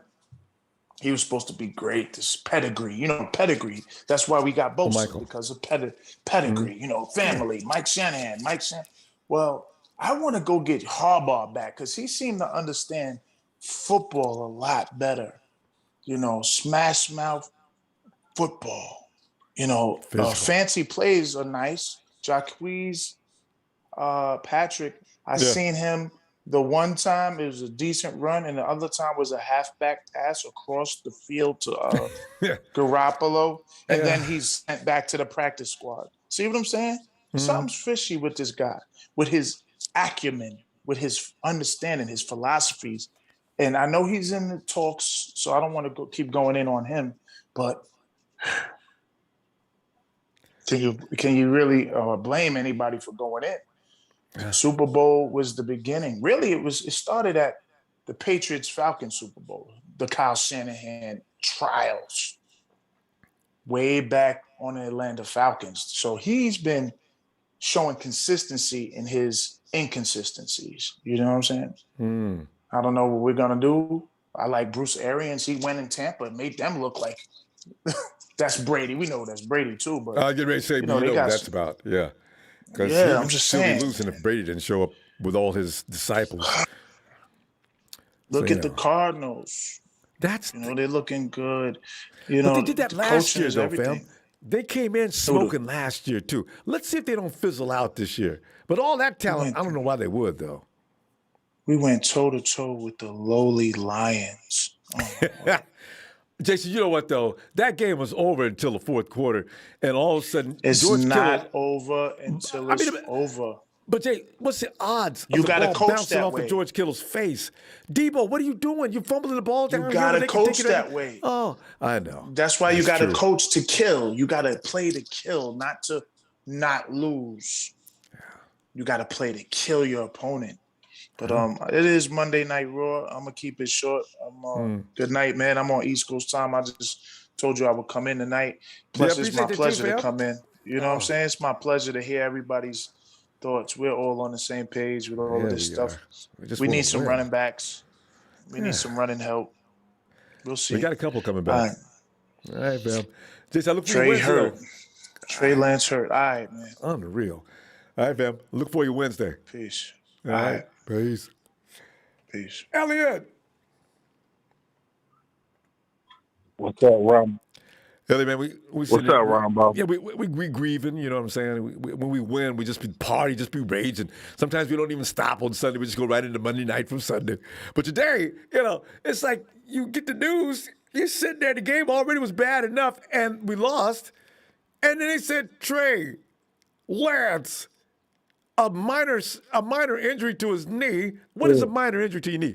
If you got any injury to your knee at all, it's not minor. 2 weeks, he should be okay. I said, okay, what are we doing with Trey, y'all? He needs more work and practice. What we saw yesterday, we know he's raw, but boy, that meat was bleeding. You know what I'm saying? I mean, even the guy who likes his meat rare would send that back to the kitchen. He did well of what he does, but he should be further along than that. What are you thinking? Well, listen, man, I've been listening to everybody. Everybody pretty much covered it all. At the end of the day, this is, again, it's a learning lesson for Trey Lance. What I believe is, personally, we can blame Kyle Shanahan all we want. And they do. And they, of course, I mean, he has his part in this. He definitely has his part in it. Because he stopped running Elijah Mitchell. And that's why he has his part in it.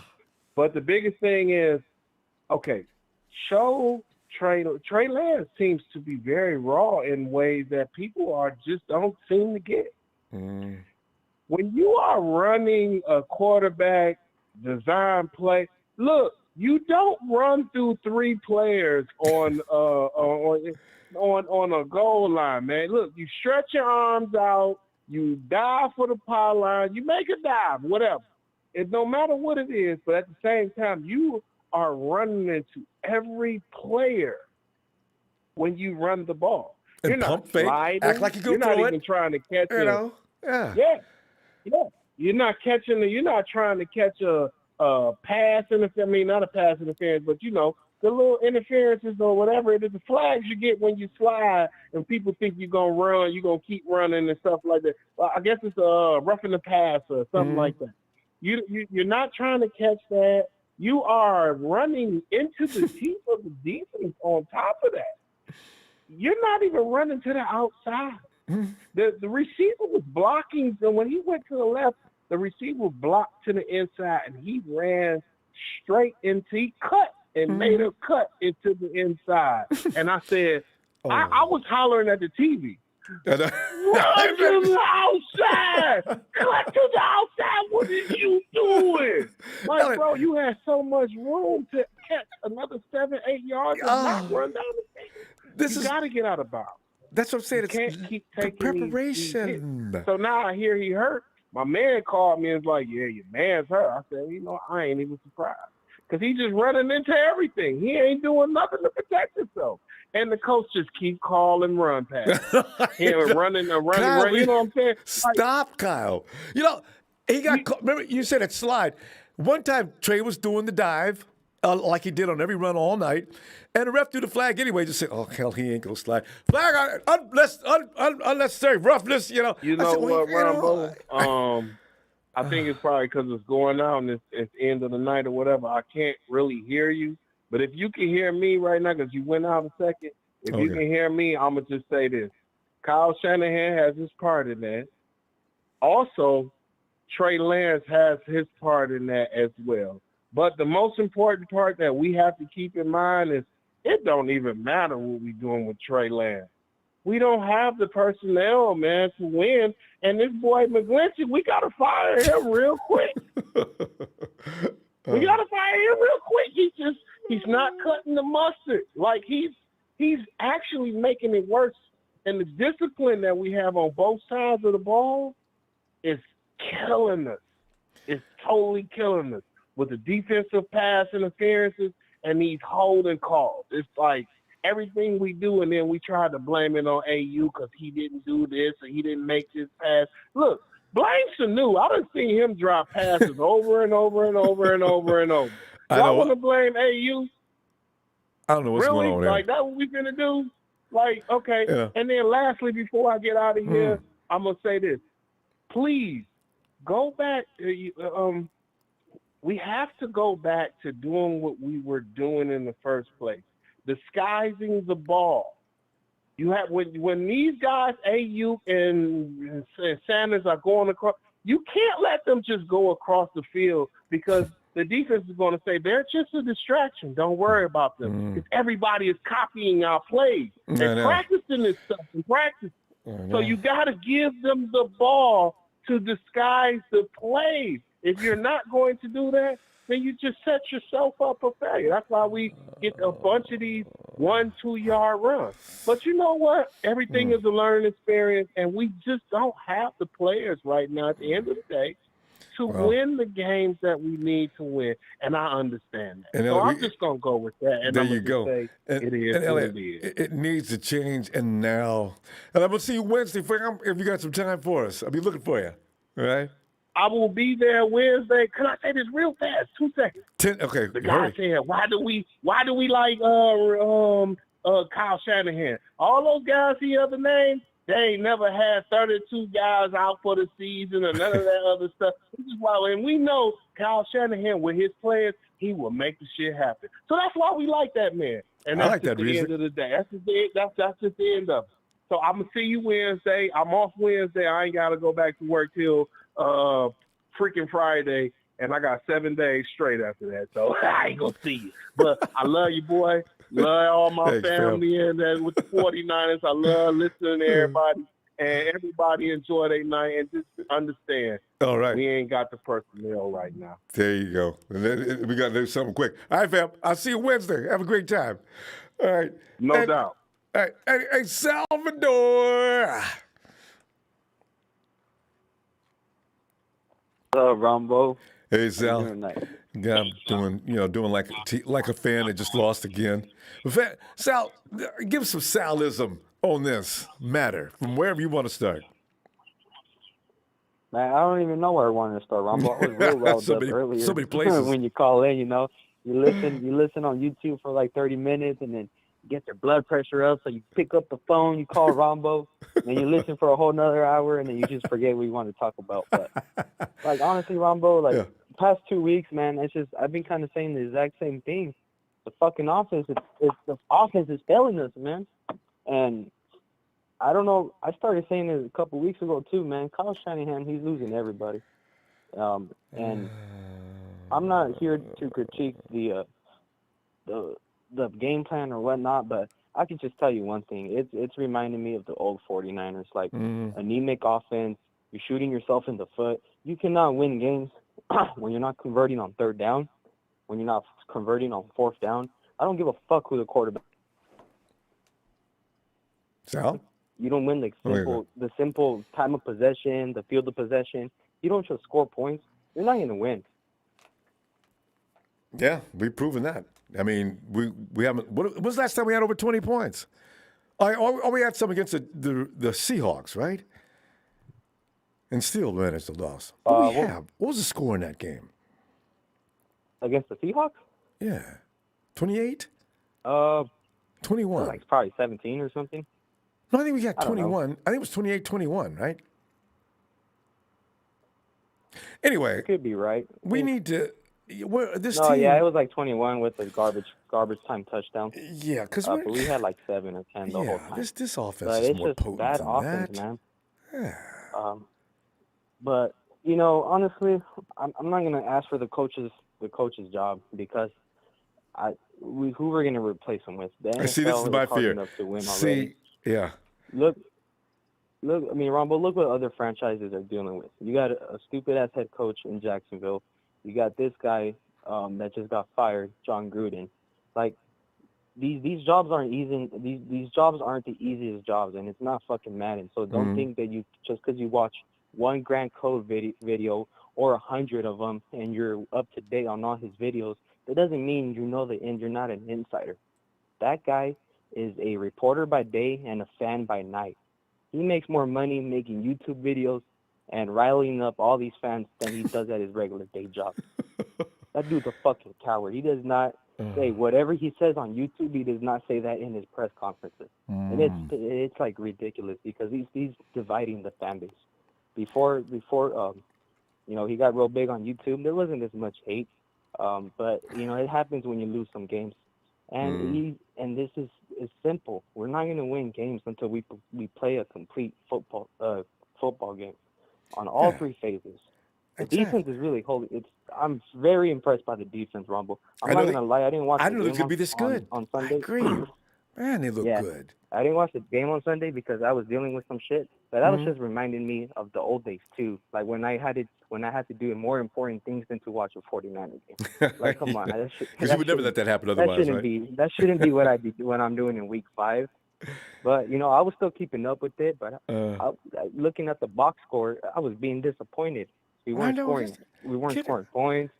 Not converting, but see, that's same song and dance, Ronbo. I just got to get my little rant in, but it makes sense. That's why I said it's like our team is like a car. It can't run if you lose certain parts. The car breaks all the way down. It won't roll. So I thought we got all the depth we had. We're gonna be all right now. No, all your running backs got killed. Nope. A lot of your defensive guys are out. Your special teams looks like poo-poo. And all of a sudden, here we are. Okay. Some guys are coming back Shout next week. Shout out to that D-line, though, because the D-line kept us in the game. Nick Bosa says, Nick Bosa was careful not to say too much. That was a safety on Kyler Murray. But no, that's all right. Fine, refs. Y'all don't like us? We'll understand that. God. Yeah. And that's reminding me of the old Niners, too, when we're playing against. Honestly, we start the game off with our backs against the wall. Always playing against the refs. Dumbass calls never favoring us. It's just a lot of nostalgia, Ronbo, and it's kind of and we don't need it. So we're gonna go one win because I got to roll. Let me see you Wednesday if you got some time. Sorry for coming in so late. No, it's okay. Yeah, you have a great night, Ronbo. You Take too. Care. All right, bye, Sal. All right, fam. I really do got to scoot. Listen. Thanks for the contributions as usual. And them likes. Oh, I love me some likes. See you Wednesday. See what develops between now and then this bye week. Niners!